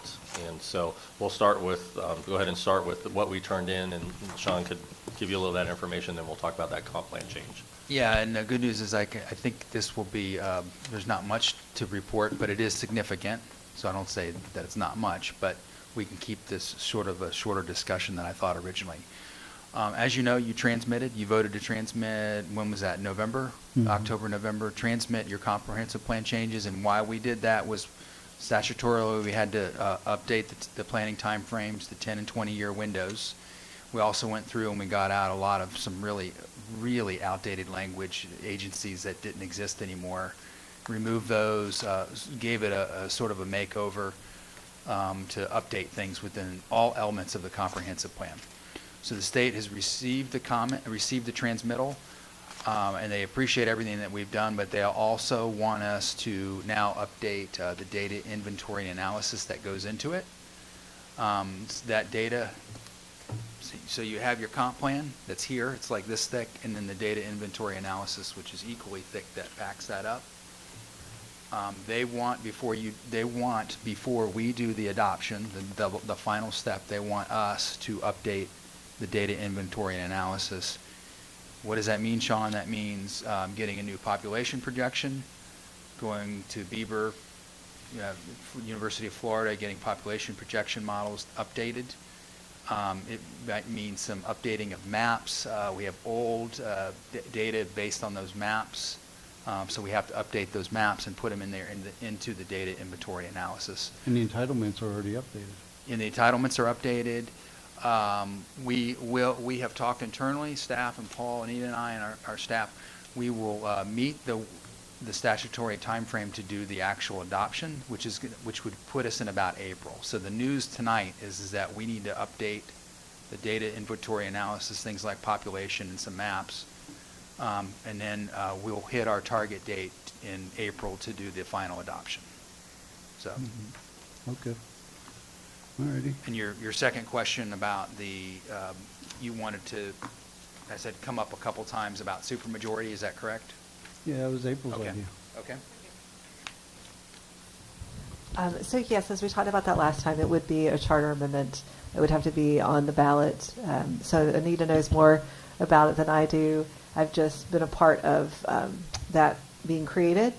So it will require you to meet the timelines associated with getting that on the ballot. Of course, the single subject language to how you want that verbiage to state. But it would give you the authority to create that threshold in order to have a comprehensive plan, future land use amendment to increase density or even decrease it, however you want to write it. You can do that in your charter to effectuate that. Okay, so this was the idea of changing the charter, that it would require 4 out of 5 the council people to agree and vote yes to any density change that would change on 2 homes per acre to more. So it would be in the charter, so that the 4 people here would have to agree with that, which makes it much more difficult to get that passed. And that was the question I asked April 5 months ago, 6 months ago, whatever. Yes, sir. And she had to explain that other cities have done that to protect themselves from more than the zoning or the more density that they wanted. Is that okay, Anita? Okay. So I'm all for it. You guys want to talk about it? Go ahead. And Mayor, I just want to recap so I understand, to make sure staff gets this right, and we'll obviously bring a draft back to you. So the amendment would require a supermajority of the town council to change any land density requirements, i.e. 2 homes per acre, 3 homes per acre, medium density, et cetera. Right. Any more than 2 homes per acre would require 4 out of 5 people to okay it. And just in residential areas, obviously, not Orc or anything along that line, or? I would say the whole town. I don't know. What do you guys think? I would Why say you anywhere. just residential areas? So if they want to build townhomes downtown someday, I want the majority of the vote to say yes. I think what I'm hearing is you want to make sure if there's an increase in density. So if right now, if they have a future land use that allows 3 homes per acre, and they wanted to change the future land use to allow 4 homes per acre, it would require a supermajority. Yes. So any increase in residential density, you want to make sure 4 of the 5 approve of it. I don't know if residential's the only thing, is it? Well, That's the only thing. that's the only thing that's that how has density is measured. calculated. Okay. Yeah. Okay. Yeah, All right. Yeah. yeah, Yes, okay. that's what I'm saying. You guys talk too. Are you guys okay with it? I'm good. Well, that's kind of, I mean, the question is what if somebody wants to put up an apartment building in a business district? Does No. that still qualify as residential? Sure. Um, Go ahead. Yeah, I mean, our downtown overlay allows residential above commercial. But I don't know if it addresses density. I don't think it does in the commercial Yeah, side. commercial doesn't, you don't have density, you don't have residential density in a C1. Okay. But if you Or wanted if you do, though? if you do a PUD that requires an increase in density, then it would trip the threshold there that you would say, so it would require 4/5. Well, even if you don't do a PUD, it's just a house being built on 2 houses on an acre. If the instance might be if there's an R1L somewhere downtown and they want to go to R1M, which is 2 to 4, that would trip the threshold in this case to go This to would- 4/5. yeah, okay. Yeah, This would make it 4 out of 5. right. Okay. Does that make sense? Okay. But I still don't understand about the business property. Would that No, be it doesn't, business? doesn't have. It wouldn't density. affect the business, so the intensity is usually like your parking, your impervious surface area, that's what you measure commercial in term, so it wouldn't affect any of that. So when you drive through here in 15 years, April, and see it's still the same way, you're gonna, that was your ball. I think it's a beautiful thing when local governments can create the character of their community, whether it's high density, low density, or, so that's a beautiful thing. Okay, everybody Yeah. okay with it? I'm okay. I'm good. Then last thing, council, is this is your town manager. I don't think we can move stuff around, but there's a cost to that. We're probably looking at having to pay the county to do the election. If we have an election for council anyway, we'll pay that anyway. If we don't, then it'll be extra. So that could be around the 15,000 range, maybe a little bit more, then plus a few thousand to put it, so say 20-ish thousand for it. So I just want to let you know that's there. May require a budget amendment, but I'm sure we can move some things around where it may not. Just want to put that out there. Money well spent. Yep. And I'm sure you would have said that, but just being the manager. All righty, thank you very much. Let's move on. Let's go to accessory buildings. Now, this is, obviously, we've had a few in the last 5 years, and Paul made a good point that maybe we should look at this and decide if we want to change this, so we stop having that problem, and that's a good idea. So, you want to explain the 15 to 20 and? Sure, yeah. As for accessory building on a residential property, it's, and it may be a little bit different in different zoning, but basically a single-family, low-density. It's 7.5 feet side yard, 25 feet rear yard. For those that don't comply, we have the variance process. Obviously, the council had a variance hearing the other day, and it did not meet the criteria for the variance. And so when those get approved, staff obviously says, well, there's something that the council must not like in the code, so we need to address it because it does create problems for staff down the road, because the next person comes along, well, that didn't meet it. How can I get it approved? And so we want to avoid those conflicts and see if there is some issues here that we want to address that. And maybe look at the rear yard setback if we want to make it something more reasonable. And personally, I do think that 25 yard is 25 feet. or 25 feet, I'm sorry, thank you, 7.5 feet, 25 feet. I do think it's a little bit large when you consider that the side yard has more of an impact on your neighbor because it's right next to the side of your neighbor's house, where the rear yard, you got a backyard and a backyard. Every place I ever lived, the rear yard for an accessory structure, not a house, just like a shed or something like that, usually matched the side yards. So I kind of throw that out there just to start the conversation, if that's something you guys want to change. And I told Sean and Anita they could throw out their comments if you want them to throw theirs out, and then we just want to listen to you guys. Well, I remember when we discussed this, I don't know, 8 years ago or whatever. And the question was, we increased it to 25. We had it at 15, did we not? Mhm. And I'm not so sure that the actual argument, but I happen to agree with Paul. I think 15 seems to be, a lot of lots with 30-acre lots, you just can't fit it in there otherwise. Yeah, we had that one that the school had up on the hill, and they had a pool, and they poured the concrete too close to the back, and that was a big fight, remember? But do you guys okay with just us telling them, come up with their suggestions between Sean and everybody, and bring them forward to us, instead of going through each one, Yeah, do they have any comments? Maybe You- bring them forward now? Yeah, Just Yeah, curious. I want to do that. And I you think you we're- guys know better than us. You know what you're up against. Patty's involved in it. Yeah, I think we're, and tell me if I'm wrong from our discussions, but of changing it. You need setbacks, so, I mean, some people don't like that, but you need setbacks, you need to have movement and have access for even nothing more than public safety between yards. And it does respect the neighbor's private property rights as well. But, 25 feet could be pretty tough in the back on a lot of lots. I think the front, you keep the same. You definitely don't want to, you don't want pools in the front yard and sheds and things in the front yard. That'll definitely bring property values down. But you do want to, I think we are in agreement to look at reducing it in the sides and the back. Can you guys look at that? I'm sorry, the back, in not your necessarily the meetings? sides. Sure. Yeah, I mean, we had the discussion. I mean, we were kind of leaning toward the same as a side yard Yeah. if the council wants us, but we can make it more if you feel that's too small. 7.5 You makes got it the numbers easy. right now?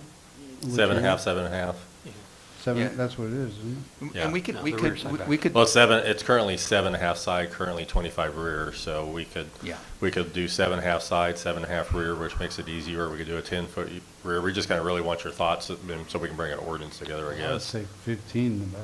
Yeah, so other How do- cities have 10 and I'm 15. trying to remember what the argument was. I don't remember. I don't remember. That's- I know Billy was against it. Yeah, he was the one that had the Yeah. argument. Has P&Z, Paul, has P&Z weighed in on this? No, they won't until we take a ordinance to them. I mean, if you do 7.5, it just makes it easier for staff, then it's 7.5, they know, front, yeah, it's just consistency there for them. Yeah, I'm seeing somebody put a big giant wall on their property that I'm faced, the neighbor's looking into the neighbor's backyard, and now it's really, really close. Yeah, so the height, because we did talk about that because I had that same concern, but the height of our accessory structures, we Yes. changed that about 6 months ago, is a total of 14, so that really leaves you with about an 8-foot shed with a 512 pitch roof, somewhere in that ballpark. You might be able to get a 9 or 10. It's the size of these accessories and the Um, height. Yeah, You're so looking at- so you're looking at 14 is wall the in max. Backyard, 14. you Yeah. got 14 feet, that's huge. That includes the roof. Yeah. That's So a tip. What we Yeah. can do is we can prepare quickly, it won't be very much, just to come up with a couple of, this is what it looks like from 15 feet, this is what it's from 7.5 feet. And if you want to look at it that way. I'm The good with front, that. we're proposing to You keep guys the good with I same. mean, if you're going to go 25 to 15, is it worth even going through all this trouble for 10 feet? That's my question, I guess. I don't know, it's just me. Really got to ride around town. Actually, I'm- 10 feet's quite a bit. Yeah, 10 feet's a lot. We usually, when we try to measure it, we end up about this short. Yeah, I mean, really, if I'm just kind of looking, would you like to see it you could change the ordinance when it gets here, so you can think about it, but just kind of some guidance. You want 7.5, 10, or 15, I think, or don't change it. That's probably all I'm looking for from council, just kind of a number, I guess. Suggestion, from my point of view, could you do AI and say, if this is a fence, this is what a accessory structure would look like at 7.5, so you can have a visual instead of a line and go, oh, okay. And then whatever increments you guys want to work with. We can do that quite easily, yeah. Because, I mean, that would give you a. We can do 7.5, 10, and 15, and then 25. Just kind of On the height going, of it, the size. Yeah, from what you would see from the, as That's the not a mayor bad said. idea.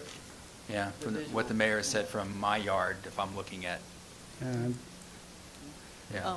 just based on your recent memory, when people, I know that there've been several that have come before us asking for, variances, and I get the last meeting or a meeting before, you know, we granted, I can't say my time on council hasn't been that long, but I'm pretty sure we grant most variances that come along. Would that be kind of sort of correct? I would say it's the No. opposite. It's the opposite. Yeah. All right, so of the variances that are asked, and again, this is just opinion, you don't have anything really to base it on, but would the 10 feet or the 7.5 feet have taken care of those situations without the need of a variance?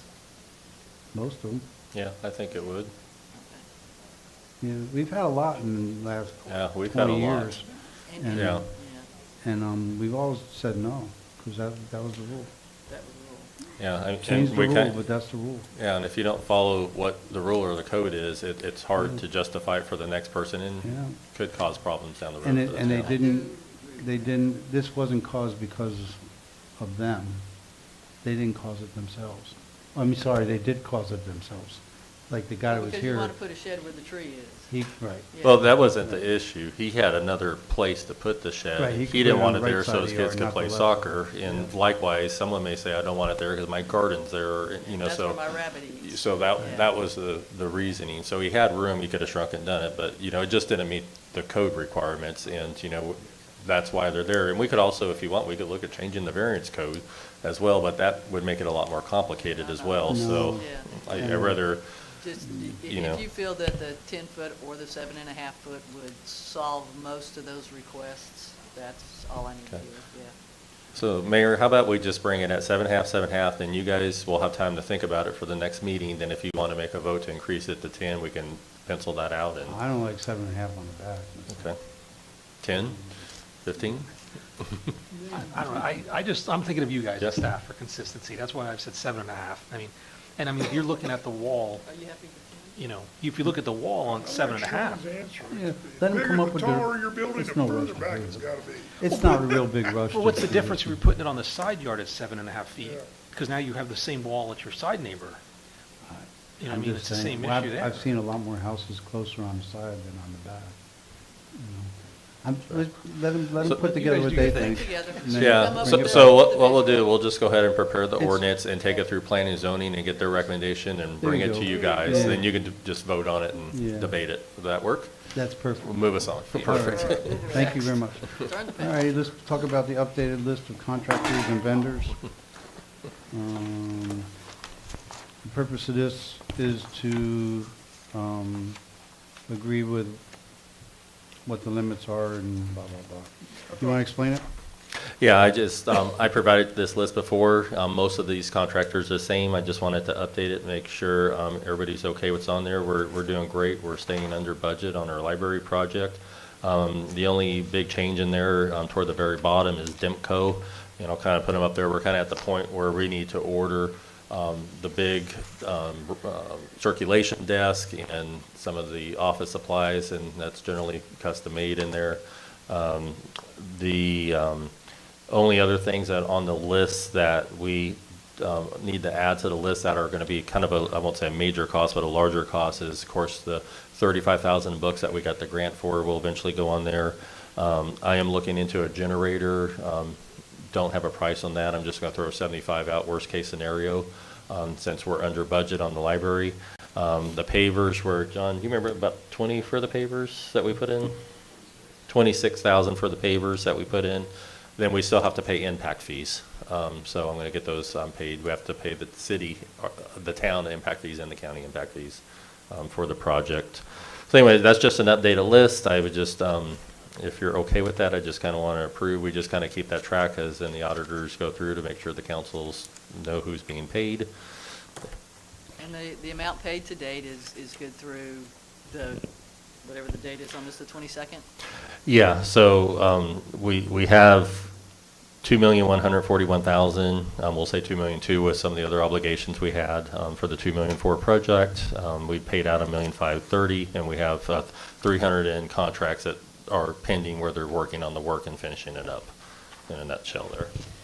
And just so that I do understand this correctly, the negative, like if I look at Crest Concrete on the first line, the negative 7,000, blah, blah, blah, that is I don't want to fill in the blank, I want you to fill in the blank. Yeah, some of that may be refund or move to another account is what it was, so it'll pop up on another end. So anywhere I see the negative number, it's going to be somewhere else, pop up on another account, because if I go down to preferred materials, I see the same thing.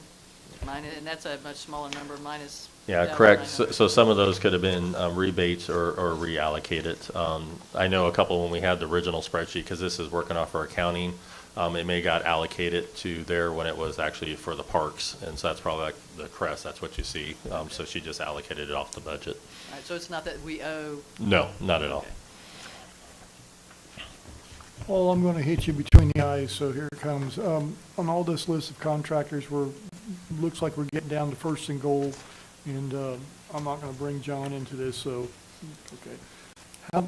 Have we been satisfied our contractors have lived up to every obligation that they've had? If we haven't had to fight and say, okay, come on, guys, stucco, it's too wet, too dry, or have we had good contractors relationship? Because I'm thinking if we do another project, these are the people you'd maybe address to say, come bid. I mean, pretty well all these people, we've been so satisfied. They built the bathroom, and the bathroom's like at 60 grand in where it's at right now. So John's put together a great number of contractors. They've gone above and beyond. Their prices have been really fair. And I mean, anyone, I think he might have had a little trouble with one. He just got rid of them and used another one. So I think we got a great product.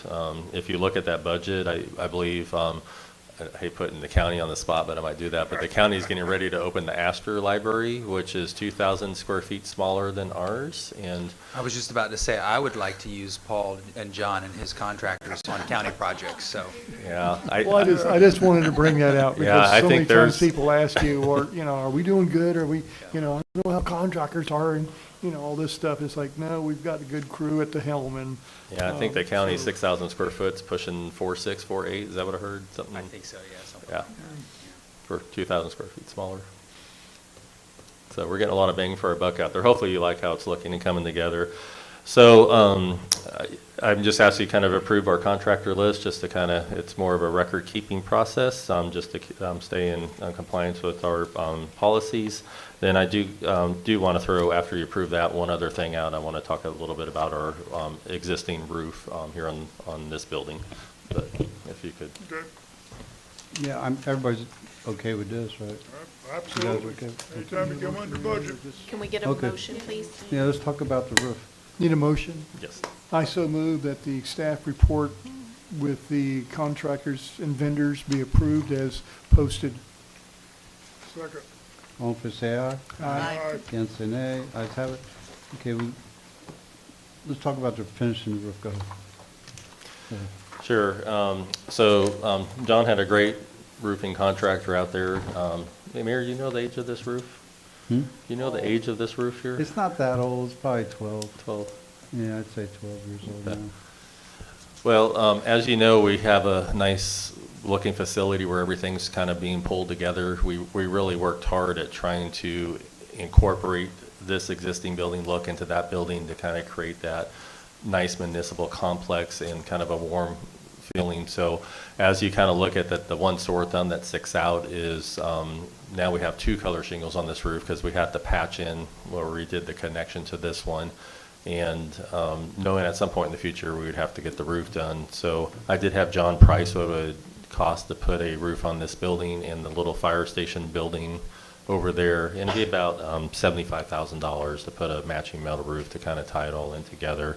In addition, as I told you in the past, when we ordered the stone that went around the library, I ordered quite additional more, about 30–40% more, because it was taking 9 months to get, and I didn't want to run short. And plus the stone guys, I've never seen stone guys like this. Usually you get 15–20% waste. We probably got less than 3 to 4% waste. So long story short, I got enough stone if you want to finish going around the front and the back of this building and the front of the fire station to kind of tie it all in and clean it up and get that. That would only cost about $20,000 or so to do it.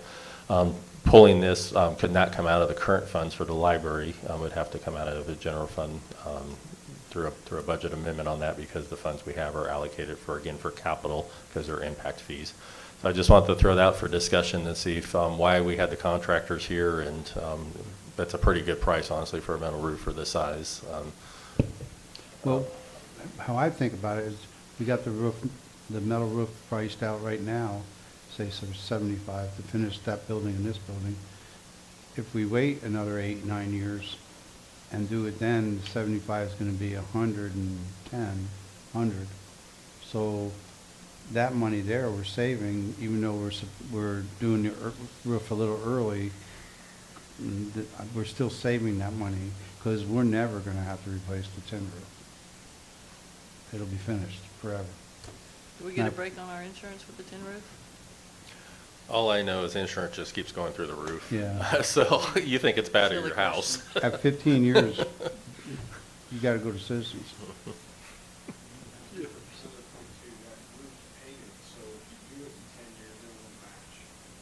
Oh, good point, yeah. Oh, yeah, good point.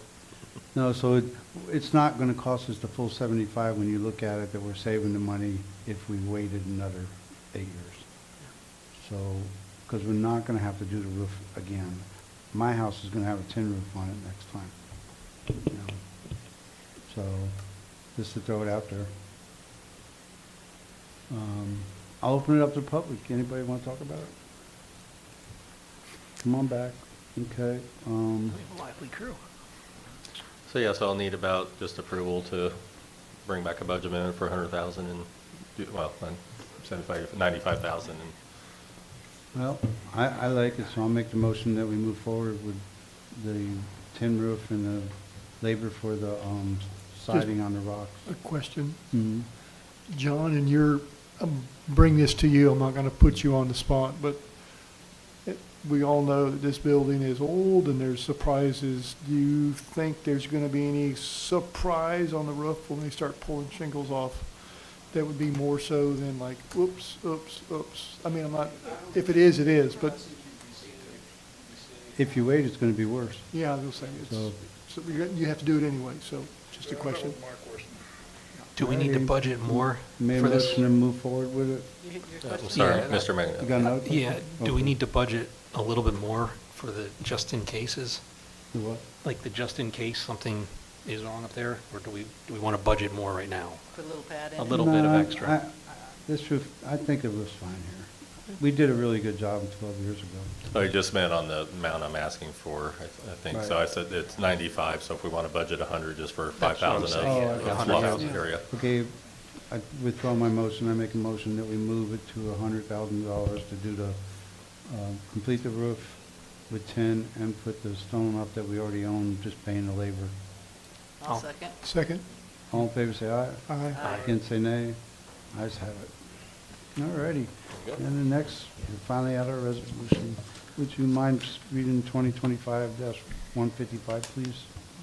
A resolution of the Town of Montverde, Florida, approving the Clean Water State Revolving Fund Planning, Design, and Construction Loan Agreement for WW351330, which provides for 100% loan forgiveness in the amount of $19,823,318.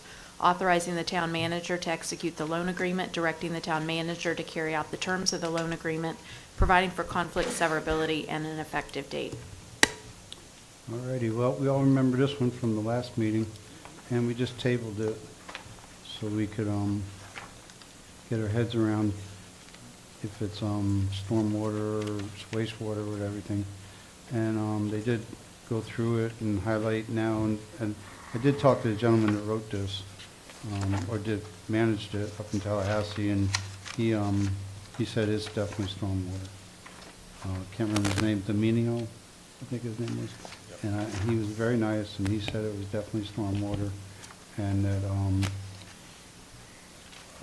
I don't need to worry about it. And You want to talk?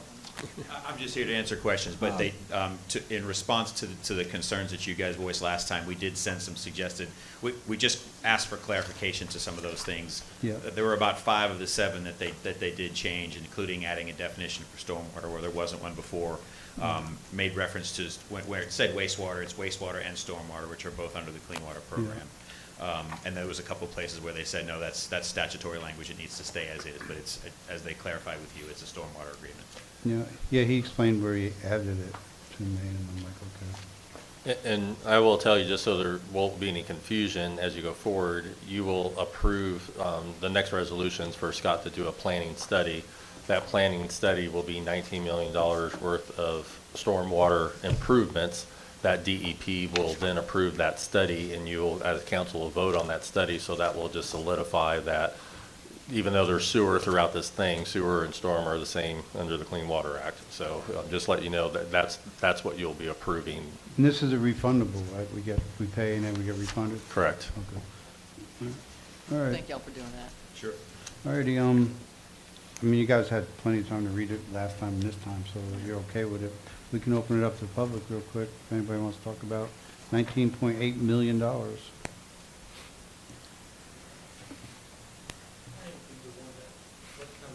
Randy Elman, 16603 Lowry Road in Montverde, Florida. Anita, you reviewed that last time that they were bringing this up, this resolution? Yes, You were comfortable with the language in there? I was. Did you review it, Sean? You weren't involved in that? I wasn't involved with that. But you reviewed it, right, Paul? Of course, yep. I'm just uncomfortable with that because, at least we got some clarification on it. And, I think Scott said it was a typo, right? Which obviously it wasn't. I mean, you've added stormwater in there now, right? Yeah. Okay. Well, I just wanted to point that out. I was uncomfortable with how all that went down, and I guess we've got some clarification on it now, so I wanted to just go on the record that didn't really look good to me, and I don't think it looked good to the public. And I read that email from the consultant, and I guess it's okay, probably okay. I think it's in there probably. Okay. And I wanted to remind everybody that we don't necessarily have to spend all the 18 million. I mean, 19. Right? 19.8. Okay, 19. 0.8, yeah, it's 20 I mean, million. it's not a requirement that because we got 3 years here. This is, we're down to, Yep. and we don't want to make mistakes on it either. So if we don't spend all of it, it's not Well, we're going to have to approve everything that they suggest, and that's pretty aggressive though. Isn't that pretty aggressive for 3 years to? Yes, absolutely. Yeah, we're going to do it in 2, though. And we're not required, if we don't spend it all, we just are, No, yeah, we the lose. grant agreement allows you to be reimbursed for what you spend. the requirement that you spend. anyway. Yeah, just Right. want to keep that in mind. All right. I appreciate it, Randy. All righty, bring it back to council. Got anything you'd like to talk about?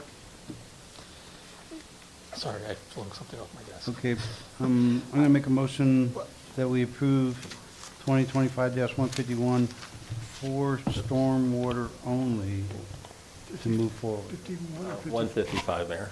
155? Yep. 2025-155 for stormwater only. Second? All in favor, say aye. Aye. Against, say nay. Ayes have it. All righty.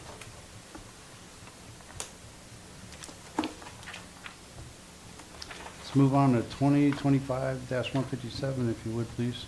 A resolution of the Town Council of the Town of Montverde, Florida, approving task order proposal dated January 8, 2025, between the Town of Montverde and Woodard and Curran Incorporated for development of a stormwater facilities plan, authorizing the town manager to execute the agreement and providing for an effective date. All right, you want to explain what you're going to do? Yeah, so basically, this is the creation of a facilities plan for stormwater. We're going to identify potential stormwater projects that we then have to justify meet the intent of the funding agreement. So the purpose of this is to create to identify the specific projects that will go into this facilities plan, and then ultimately there'll be some back and forth just based on prior experience with other facilities plans that we've written to provide the justification around why these are necessary to make you resilient, either to recover from that specific storm, but more importantly, to make you more resilient to future storms. It would be safe to say after spending $20 million in a mile, one-by-one town, that our water should drain very well. Correct. And be Well, clean. you got a lot of water. Correct. Yep. Yeah, We have a lot of water. yeah, it does. And Yeah. council, for other reassurance too, this facility planning puts together actually has to go through DEP, and I believe EPA looks at it to make sure it meets all their criteria, so it takes a lot of that risk out of something won't be reimbursed because they're going to approve that facility plan, then we're going to build off that facility plan. Yeah, I mean, and to add that, the first step is to bring that back to you all. There's a Yeah. public meeting requirement that we present the results of that plan to you guys for approval first. Then it will be submitted to DEP Okay. and EPA. I kind of look at it and say, okay, I know where I live, I know how the water drains. I'm sure people in this town know their streets and everything. So I would really like if the areas of that town, you do, what do you think? I'm just talking about, if we do one section here, there, and maybe have 6 different areas and have 6 different plans, and we invite that group of people to come and look at how this is gonna work and flow. Because I can tell you, I know how to do my area. I'm sure people do. They know their area. So, Okay, yeah. can we is that possible? I mean, we'll definitely, yeah, we'll kind of get a thing of projects for, and we can hold a couple public hearings together. Yeah. Part of it is timing's going to be really tough on this. Like Yeah. it's going to take them a year to engineer this, and that only leaves us 18 months for construction. So, Well, see, that's where I'm going with. I'm saying, don't wait until you have 6 of them done. Finish one, and then let's move forward on stage 2. Yeah. With that one. And then Yeah. as we get another one done, get Correct. that area to have come and talk about it. And maybe have, just every other month have one that you're approving to go forward on. Instead of trying to approve all 6 and wait 10 well, months. we have to submit them all into facilities plans at once. So we can't send separate facility plans in the DEP and EPA. So we have to put one planning document together, and that review process does take quite a bit of time. I know Groveland's took So you gotta show several them how you're months. gonna spend the whole 20 when you, Yeah, we when you have do it one time? So the approach that you're talking about would likely work for design and construction. We could move ahead with those in pieces and phases as we go. There's got to be one singular planning document that ties it all together. And that's the kind of a one-time approval, even though there may be some back and forth that says, yes, these are eligible. We'll know if there's anything that's not, and then we can proceed with those that they deem eligible to move to design and So construction. as you do draw out the one area, you can say, okay, let's have a meeting about that. Yes, And yes. keep drawing. Yeah, we can do that. And it is I will say, some of it's going to be a little challenging just because there's an area that we want to address, we may not be able to address because the criteria under this, it's a pretty hefty because you got to come back to that resiliency and hurricane damage, future prevention, and that's a little tough to tie together with some storm stuff. So, getting the 19 million projects is probably going to be a work of art, honestly. Yeah, the biggest challenge with this is that this is a new funding program even for DEP. So they're writing the rules as they're going along.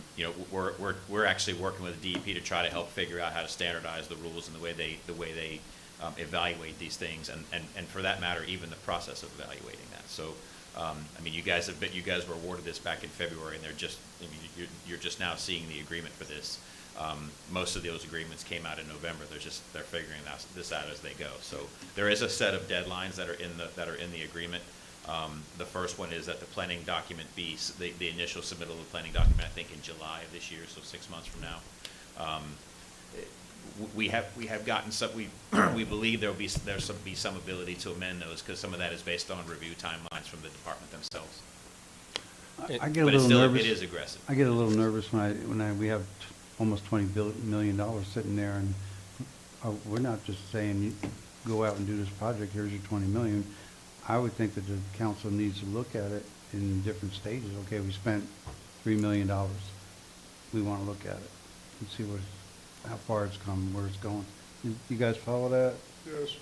I don't know how you've done plenty of these, how you do that? Well, yeah, we can build those in. We can build those into the project schedules however you want. Yeah, That's absolutely going to be done during the planning process because we have to lay that all out. Because the first. construction projects will come separate. I mean, they're not going to be one bang. But I will tell council, I want to remind you guys that we did a vulnerability study, and that vulnerability study, it puts us now in line for additional DEP grants, which will be at the smaller scale.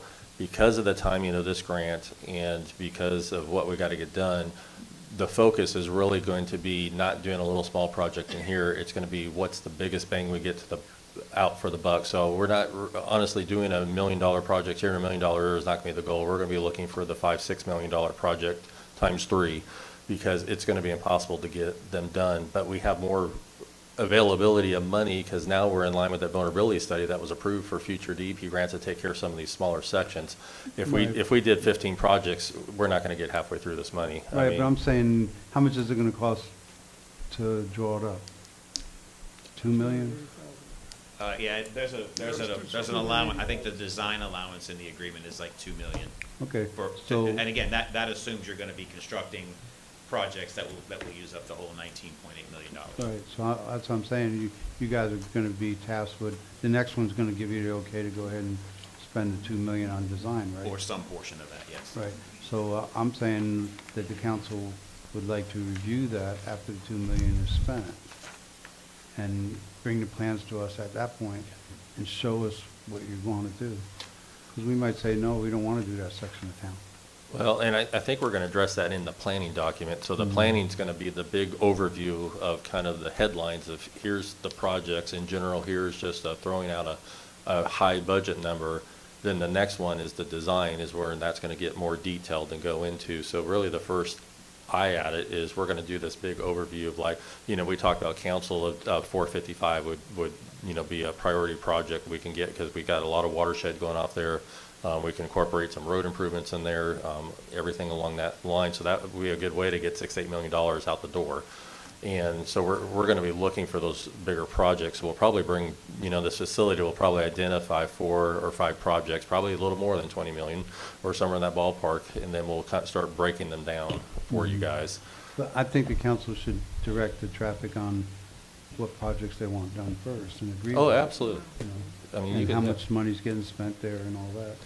well, what will be spent is what the project costs, I guess. What is needed, right? Yeah, yeah. Right, but we need to be able to say, oh, yeah, we gave you okay for that, and not just say, here, we gave him 20 million bucks. Oh, you guys have to See prove you later. you have to prove every contract, every stage. Everything comes, so. But I just don't want to try to look at all of it at one time. I'm not that smart. I just want to look at one piece and go, I understand that. Yes, then all of a sudden we get shoved with it all at the same time. Yeah. Do it all the time. What is And we the got- timeline? And then we got to finish by the end of the year, and that's Yeah. next week. Yeah, what's our time? You mentioned timeline. What is it?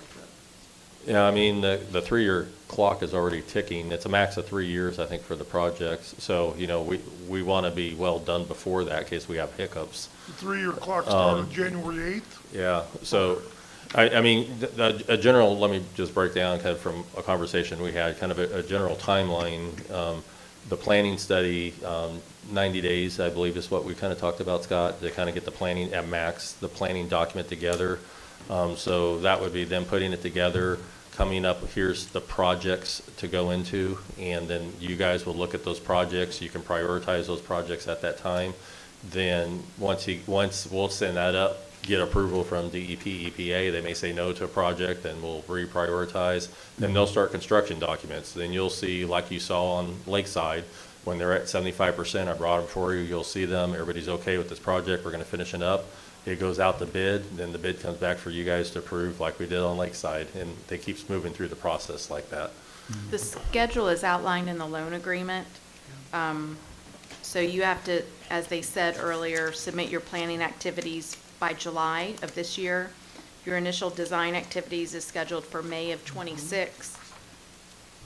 Permitting has to be requirement satisfied by May of '26. And then completion of project construction is May of '28. Oh, it's tight. Yeah, so we got 3 years. Yeah. Now, we don't have Push 3 years, parts, that's though. the problem. We're about 2.5 now. Right, Yeah. less than 3, because by the time we break ground, we'll be almost into a year. Well, he's got till July to come up with a complete plan that's going to be, is approved, right? Well, yeah, July, I think the way they stated that is the initial submittal, so that's when we would submit that to DEP to start their review. But at that point, it's gotta be, we will have had to have presented that at a public meeting, and you all have to approve that before we submit that. And our goal is to get it sooner, because we don't have hiccup room. So we're gonna try to get it as quick as we can to you guys to start looking at. I just want to get in that situation we just got in last month, in December. That was, we did change direction. absolutely, but it was, we changed election too late in the game to do anything at that point. It was upsetting. Can we go as far as the overview and look at the list of what you would deem as priority projects? And then kind of take that from there? Yeah, I'll be bringing a workshop, like before we bring to the regular hearing, we'll bring it as a workshop and say, here's a general outline of projects. So yeah, we're gonna be communicating the whole way through this process. But yeah, we can certainly come back once we have that project list before we build out the Correct. plan around that backs that up. That Well, I way, guess it's gonna be up to us to make sure we're asking about it. You know, Right. what are you doing? Yeah. What have you done? You know, how much have we Small- spent? Small bites. All right. I mean, What do you don't need? give us a Good. binder that's like this, yeah? Small Well, bites. I mean, we can put it in a title. It's gonna be where the whole 19 million is gonna go. You gotta understand, planning documents has to have the entire 19 million projects in it. Correct. But, you know, we'll give a high overview. We won't send you a 100-page binder. We'll send you a 4 or 5-page document describing maybe each project a page with, here's this project, here's what's included, here's the estimated cost. Okay. We'll do something like that, and you can look at those. And And obviously, if you have other things, you know, you can throw out suggestions, we can definitely look at it. We did have a workshop and discuss kind of some of your priorities. They got those, so they're gonna start looking at those. And we could have something like that when you guys present the overview. Yes? We'll present we'll present those Yeah. before Long we before do that. the Okay, actual okay. planning document, so, yes. Information. Oh, yeah, Need most this definitely. information. The only question I really have is staff-wise. Are you, you know, I know I've brought this up at other meetings, so my concern, once again, is sort of staffing. This is a lot to do. It's you? I'm just assuming it's just you, right, doing all this? It's all good. No, this project is Yeah, gonna be a yeah. lot easier than Okay. that library, because it's like, you know, digging up a road and changing it and paving it. He's not gonna be doing any of it. Where out here, he's trying to be out there and give direction and be involved. Yeah, most of my staff time is getting the information you guys need, Yeah. which is a lot of work. I mean, Yeah. you know, even when we were talking sewer, it would have been a piece of cake once you said, okay, we're done, go. If you did that, it was all the leading up to it. And so that's what I'm gonna make sure you have the information ahead of time, you have it. And, you know, the key is, you know, that, just ask council because of the timeline. Look at the stuff and be prepared to talk about it at the meeting and be prepared to make a comment or decision so we can keep this process moving. Because that's what hurts when we delay and table and delay on this type of stuff, because we won't have the time on it. We need to ask questions at every other meeting saying what's going Yeah. on with this. Well, I hope we don't get bogged down. I'm not an engineer. They're the engineers, DEP is the engineers. I kind of get a little irritated at this, that we're gonna do something stupid. I very seriously doubt DEP engineers and all their people with their layers of stuff are gonna go, oh, you wanna put a pond in the middle of the road? Yeah, it looks good, go ahead and build it. No, they know what they're doing. I'm personally not offended, but I'm a little irritated that we're gonna, well, let's micromanage these things. That's what we're paying them to do. If we don't like them, then we need to fire them and get somebody else. But this 3 years is gonna be like, oh my gosh, we got 12 months to do this. And they're gonna go, ain't no way. Because things we're missing here, hey, contractors. How many people bid on our sewer project? We had to pull chicken teeth to get somebody to answer the question, to say, please bid. I don't want to be in this begging process of like, please come bid, please come bid. Let's get this stuff done and do it.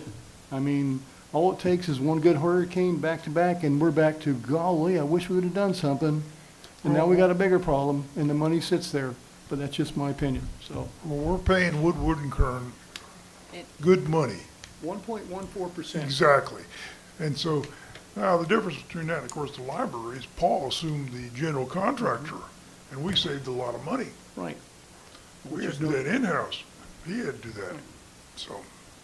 And just as a point of clarification, we have to have the money spent, or do we just have to have the money designated to a particular project? It has to be spent, out of the bank and Spent, on? yeah. Okay, On 28. Yeah. yeah. Zero balance. So I think you'll see this go a lot similar, and not all you're on council, like we did the water project. You know, we had a couple workshops. We talked about, here's what it is. I brought you a draft facility plan. Then you saw the final facility plan and showed the water tower. It showed the lines. It showed this. And then it went into engineering. I brought those plans back to you probably 4 or 5 months ago. You looked at the water tower, you know, you know, the stuff, and we looked at the well that we had there, and now we're waiting just for DEP to approve that facility plan, so we're sitting on those. So the next step on that water plan is going to be putting out the bid. Once it goes out the bid, I'll have those bids back. The contractors will come to council. You will vote to approve and move the project forward. Then I take it from there till it's complete, and we're done. So that's what you'll see on the stormwater project. Very similar how, for those of you that were involved with the water project, I think I did a good job informing you and keeping you through the loop during the different stages, and I'll continue to do that. And if you need additional information, you can always call me. So. All righty. Great. Thanks, Scott. Sure. Ready for a vote? Yep. I recommend that we approve Resolution 2025-157. Second. All in favor, say aye. Aye. Against, say nay. Ayes have it. All righty, anybody want to talk about anything else? I do. Got one quick thing. Lights, Paul, I mentioned this to you. We talked about it privately. Street lights. We've got 8th Street is horrible. There's less lights on than there are off. So, and there's various parts of town that are the same thing. I don't know if that's FP&L or Duke Energy or Seco who owns all of them, but they're dark. And I know I made a comment last night with Judy Smith, her neighbor, her street is black as can be. And I personally do not feel that as a council or whatever you want to call us, a Gus body, that we need to have our residents in the dark. I've seen a couple of the checks that I've had to write when I was vice mayor and sign them off for these different power companies, and by God, they need to get on their butts and get out here and fix our lights, because I don't want to hear about a oops, coulda, woulda, shoulda when it comes to our residents. And I'm sorry if I'm offensive, but I don't play around with that, and I don't think our residents are expecting us to do our fair share. So I'd like to see something, if possible, before our next council meeting, that something has been done on that, if that's possible. Just a suggestion on my part. I will say, I would encourage, if someone has a street light out, if you could know which one it is, walk over to the pole, and there's a number on every single pole. You can call town hall and we'll call it in, or there's a simple, if you go online, there's a big button there that you can click and you can put them online. They usually come out within 3 or 4 days. So a resident could do that. If their light's out, they could call Seco, or they can go online with Duke or Seco and just put that pole number in with the address, and they're usually out within a couple days. So that would be the easiest, or you can contact town. We call in light poles all the time. And in fact, they were out there reporting some on 455. They fixed them last week because we called them in because a resident called with it. So we would encourage our residents to help us with that, because staff time, we just don't have the ability right now to drive around, 4 hours at nighttime and look at poles with the flashlights, because we're just a little overburdened. So if our residents, or if there's a volunteer that wants to take the public safety car out at nighttime and shine lights, or and look for those poles, that would be great too. We would appreciate anybody that would volunteer to help with that, and especially if you would help calling them in, that would be great too. I'm kind of thinking if I have another 4 a.m. this Saturday morning that I can't sleep, that I'll probably be up with a flashlight saying, "Don't shoot me, I'm just checking your pole." So. Yeah, and that's why it's easier, because if you know it's out, you can go in the daytime and get the pole number, because you know it's out. If you wear that funky hat, you're gonna get shot. But that doesn't include our architectural lights, our town lights. That's just the big.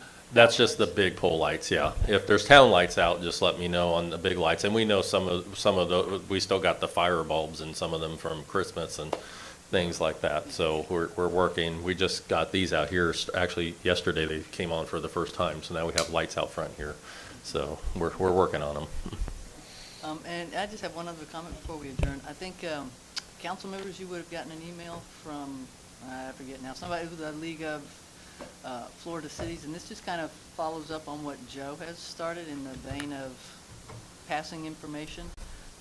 But it's about a system that will notify residents of various meetings, times, and locations, and things like that. If you would just look at the email, I'd be interested to know if you think it's something that we might want to investigate further. There is a cost to it, so I'll throw that in. But look at the email and let me know what you think. Look at what email? Yeah. What email? It's one of the gazillion from the Florida League of Cities.